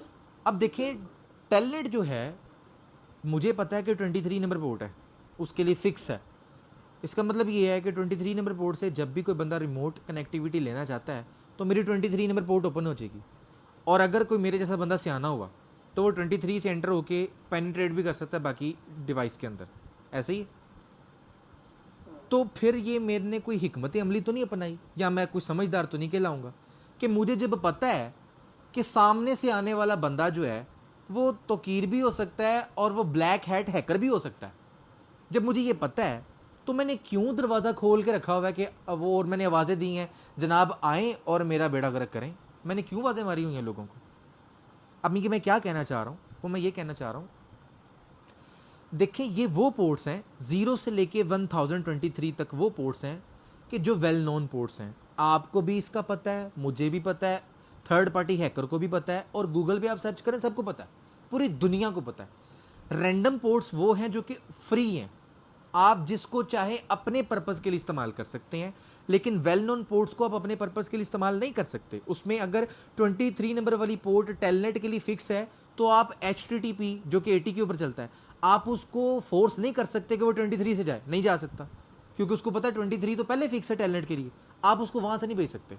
लेकिन सिक्योरिटी पॉइंट ऑफ व्यू से आप इतना काम ज़रूर कर सकते हैं, आप अपने लिए पिछला दरवाज़ा खोल सकते हैं, जैसा कि हम अपने घरों में करते हैं। हमें अगर पता है कि यार कभी कोई प्रॉब्लम हो सकती है, हमारा मेन डोर ख़राब हो जाए, या मेन डोर के ऊपर अटैक हो जाए, या कुछ भी हो जाए, तो मैंने बैकअप के तौर पे एक बैक डोर रखा होता है कि मैं वहाँ से बाहर निकल जाऊँ। तो हम यहाँ पर सिक्योरिटी के लिए यही हरकत करते हैं। और नॉर्मली जो बैक डोर होता है उसका किसी को नहीं पता होता। डिवाइसेस की बात कर रहा हूँ। रैंडम पोर्ट्स आपके पास 65,536 पोर्ट्स हैं, टोटली फ्री हैं, जो उनसे मर्जी इस्तेमाल कर लें। मैंने देखा कि उसके अंदर से मैंने कोई 2002 ये पोर्ट एक पकड़ ली, और मैंने क्या किया, टेलनेट को अपने डिवाइस के ऊपर बाउंड कर दिया कि आज के बाद तेरे ऊपर जो बंदा टेलनेट करेगा ना, वो 23 से एंटर नहीं होगा। हालांकि 23 वाला जो गेट है वो टेलनेट के लिए फिक्स है। मैंने क्या राजनीति अपनाई, मैंने सियासतदानी ये की कि मैंने 23 नंबर वाला गेट बंद कर दिया, क्योंकि इस गेट का तो पूरी दुनिया को पता है, मैंने ये बंद कर दिया। अब ये रैंडम पोर्ट है, इसका किसी दुनिया को नहीं पता कि इस पोर्ट के ऊपर टेलनेट चल रहा है, किसी को नहीं पता। ये मुझे पता है, या जो बंदा मुझे टेलनेट करने की कोशिश कर रहा है वो मेरा अपना ऑथोराइज्ड होगा, उसको पता होगा। अब आज के बाद जब वो टेलनेट करेगा मुझे, मेरी डिवाइस को, तो मेरी डिवाइस तो बाय डिफ़ॉल्ट 23 पर अटैक मारेगी, हिट मारेगी, और 23 तो बंद है। तो अगर वो मेरी डिवाइस में एंटर होना चाहता है तो उसको टेलनेट के साथ बताना पड़ेगा 23 में नहीं जाना, 2002 में जाना है, फिर वो एंटर होगा। ये बात मेरी समझ आई? नहीं, परमिशन नहीं रहेगा, परमिशन नहीं लेगा, पोर्ट चेंज करेगा। पोर्ट उसको तब पता होगी जब आपने बताई होगी। तो नॉर्मली सिक्योरिटी के पॉइंट ऑफ व्यू से हमेशा पहला काम ये किया जाता है कि आप अपनी पोर्ट्स को चेंज करते हैं, क्योंकि वेल नोन पोर्ट्स तो पूरी दुनिया को पता है, और अटैक भी आते हैं, तो फिर क्या करें? जितनी वल्नरेबल पोर्ट्स होती हैं उनको बंदा बंद करके तो कोई और आसान कर। हाँ जी, मैं एक एग्जांपल लेता हूँ आपके सामने। थोड़ा अर्सा पहले हमारा यहाँ पे ना पाकिस्तान में बहुत मशहूर लाहौर में हॉस्पिटल है, सर्विसेज हॉस्पिटल, शायद नाम सुना हो आपने। जी जी बिल्कुल। सर्विसेज हॉस्पिटल के बिल्कुल थोड़ा सा आगे ना बहुत बड़ा कोई 18-20 मंजिल्स का ना बहुत बड़ा एक होटल है, उसका नाम मेरे दिन से निकल गया। वहाँ पे ना मैंने डिप्लॉयमेंट की थी अपनी पर्सनली तौर पे ना, मेरे वहाँ पे दोस्त लगे हुए हैं, उनके साथ मिलकर ना मैंने टोटल उनका डेटा सेंटर डिप्लॉय करके दिया था। तो वहाँ पर ना अब उनका जो सर्वर था ना वो 24 घंटे ऑन होना चाहिए था, और उस सर्वर को रिमोटली एक्सेस करना था। और रिमोट एक्सेस के लिए TCP के अंडर एक और प्रोटोकॉल काम करता है जिसको SSH कहा जाता है, और इसकी जो पोर्ट होती है वो 22 होती है। अब उस सर्वर को SSH के थ्रू बार बार हमने रिमोटली कनेक्ट करना था। अब वो मैं खाली नहीं कनेक्ट करूँगा, अगर वो मेरी पोर्ट ओपन है तो दुनिया में से कोई अटैक भी तो मारेगा उस पोर्ट पे। समझे मेरी बात? अगर मैंने अपनी गली का दरवाज़ा खोला हुआ है तो गली में कोई भी एंटर हो सकता है कि नहीं हो सकता? बिल्कुल ओपन है, बिल्कुल। आप जब तक अपनी पोर्ट को ओपन नहीं करेंगे तो आप खुद उसमें कैसे जाएंगे? आप जा ही नहीं सकते। उसके लिए आपको पोर्ट को ओपन करना पड़ेगा। और अगर आपकी ये फेमस पोर्ट हुई, जैसा कि ये फेमस है 22, सबको पता है ये SSH के लिए, डिवाइस को रिमोटली कनेक्ट करने के लिए होती है, सबको पता है। अब जब हमने डिप्लॉयमेंट की, उसने मुझे कहा कि तौकीर भाई मैंने ना इसको रिमोटली एक्सेस करना है, और हमारे डायरेक्टर्स और हमारे जो मैनेजर्स हैं उन्होंने भी रिमोटली सर्वर को एक्सेस करना है, क्योंकि उस सर्वर के ऊपर उनका ERP चल रहा था। उन्होंने कहा हमने रिमोटली इसकी रिपोर्ट्स भी देखनी होती हैं, और इसके अंदर कुछ ना एडिशन भी करना होता है हमने रिमोटली बैठ के, वो चाहे हम अपने होटल में हों, चाहे हम आउट ऑफ सिटी हों, जहाँ भी ट्रैवलिंग कर रहे हों, तो हम रिमोटली इंटरनेट के थ्रू ना इसके अंदर एडिशन करें। तो उसके लिए मुझे उसके सर्वर की एक्सेस देनी थी, और एक्सेस 22 पे दी, और 22 पे मैंने मना किया कि ये ओपन पोर्ट है, इसको ना करें। कहते कोई मसला नहीं है, कोई मसला नहीं है। मैं कहा ठीक है जी, कोई मसला नहीं तो ठीक है। ले जनाब, डिप्लॉय करके मैं बाहर निकला हूँ, पूरे 3 घंटे बाद मुझे फ़ोन आया कि जी सर्वर ही लेवल हो गया उनका, पूरा सर्वर ही डिलीट कर दिया किसी ने, सारा का सारा डेटा हैक कर लिया, और हैक करने के बाद सर्वर ही डिलीट, यानी कि सर्वर बिल्कुल ऑपरेटिंग सिस्टम ही उड़ा दिया उसने, क्रैश कर दिया। अब वो मारे मारे फिरे, छलांगे मारे कि डेटा कहाँ गया, ये क्या गया, वो क्या। मैंने उनको समझाया, मैं कहा आपको मैंने पहले कहा था कि 22 नंबर पोर्ट जो है वो SSH की ओपन पोर्ट है, और आपने वैसी ओपन छोड़ी हुई है, और ये पूरी दुनिया को पता है। आपकी समझदारी ये होनी चाहिए थी कि आप रैंडम पोर्ट्स में से एक पोर्ट पकड़ें जो कि पूरी दुनिया में किसी को नहीं पता। जिस तरह मैं 5002 पकड़ लेता हूँ, या 5696 पकड़ लेता हूँ, ये जी मैं पकड़ ली अजीबोगरीब पोर्ट 5696। अब ये पोर्ट के बारे में तो किसी की बला जाने के मैंने इस पोर्ट के ऊपर SSH चलाया हुआ है, किसी को क्या पता। तो तरीका ये था कि जो आपकी सिक्योरिटी के हवाले से अगर आप इसको थोड़ा सोचें, हमेशा अपनी पोर्ट्स को चेंज करना चाहिए आपको, और आपकी जो वेल नोन पोर्ट्स हैं वहाँ से बाहर निकलें, और रैंडम पोर्ट्स में से कोई पोर्ट पकड़ें और अपने आप को सिक्योर रखें। ये आपकी अप्रोच होनी चाहिए सिक्योरिटी के हवाले से। अब क्वेश्चन करें। ओके, क्वेश्चन ये है कि जैसा कि आपने बताई सारी स्टोरी, जी, तो क्या प्रॉब्लम थी उनको, वो क्यों नहीं रखना चाहते थे कोई रैंडम पोर्ट? एक क्वेश्चन। दूसरा क्वेश्चन ये है कि अगर वो ऑर्गेनाइजेशन है, जी, ये इस क्वेश्चन से मेरा कॉन्सेप्ट थोड़ा क्लियर हो जाएगा, तो उनको क्यों रिमोटली एक्सेस करने की ज़रूरत है? इसको वो इंटरनेट क्यों नहीं लाइक यूज़ करते हैं जो मोस्ट सिक्योर है? एक बात मैं यहाँ पे बताता चलूँ, हर एक कंपनी स्टैंडर्ड्स के ऊपर काम नहीं करती, क्योंकि स्टैंडर्ड्स को फॉलो करने के लिए आपको डिफरेंट वेंडर से SLA करना पड़ता है, लाइसेंसेस लेने पड़ते हैं। इन चीज़ों को बचाने के लिए उन्होंने जो अपने पास नेटवर्क एडमिनिस्ट्रेटर रखा होता है ना, उसको कहते हैं यार कोई जुगाड़ लगा दे और हमारा बस काम चला दे। और वो नेटवर्क एडमिनिस्ट्रेटर क्या करता है, वो काम चलाने के लिए ना अपने टोटके हथकंडे इस्तेमाल करता है, जिसके बाद फिर उनको ये मसला भुगतना पड़ता है जो भी है। मुझे नहीं अभी तक ये समझ आई कि मैं उनको जब समझाया कि 22 वाली पोर्ट ओपन ना छोड़ें, इसको ना इस्तेमाल करें, पता नहीं उन्होंने क्यों इसको इस्तेमाल नहीं किया, मुझे नहीं अभी तक इसकी बात समझ आई। तो बहरहाल अब तो उन्होंने चेंज कर ली और मुझे बुला के किया था, और बाद में उन्होंने कहा सर आप ठीक कह रहे थे। मैं कहा सर ठीक क्या होता है, जब मेरा एक्सपीरियंस है, मैं एक्सपीरियंस की बुनियाद पर आपको बता रहा हूँ, और मैं एज अ एथिकल हैकर भी अल्हम्दुलिल्लाह मैं रजिस्टर्ड हूँ, सर्टिफाइड हूँ। मैं आपको बता रहा हूँ कि यार हम लोग ही ये काम कर रहे होते हैं, और मैं तुझे वही बंदा बता रहा है जो कर रहा है, तो उसकी बात भी नहीं मान रहा, फिर तुम्हें कौन आके बताएगा जिसकी तुम बात मानोगे। तो खैर उनको बाद में मेरी बात समझ आ ही गई फिर। तो कहने का मकसद ये है कि हर बंदा स्टैंडर्ड्स पे काम नहीं करता, कुछ चीज़ें आपको ऐसी करनी पड़ती हैं रिमोटली कनेक्शन के लिए। तो फिर उस सूरत में आप फिर अपने आप को स्टैंडर्ड्स के अंदर से निकाल कर रैंडम पोर्ट्स को इस्तेमाल करते हैं, अपने आप को सिक्योर रखें, टेंशन ही कोई नहीं। ठीक है जनाब। तो हमारी आज तक की डिस्कशन के अंदर हमने ट्रांसपोर्ट लेयर को डिटेल के अंदर डिस्कस कर लिया। यही थी आपकी ट्रांसपोर्ट लेयर। उसके अंदर जो इंपॉर्टेंट बात समझने वाली थी वो ये पोर्ट्स थी और प्रोटोकॉल्स थे, हमने समझ लिए।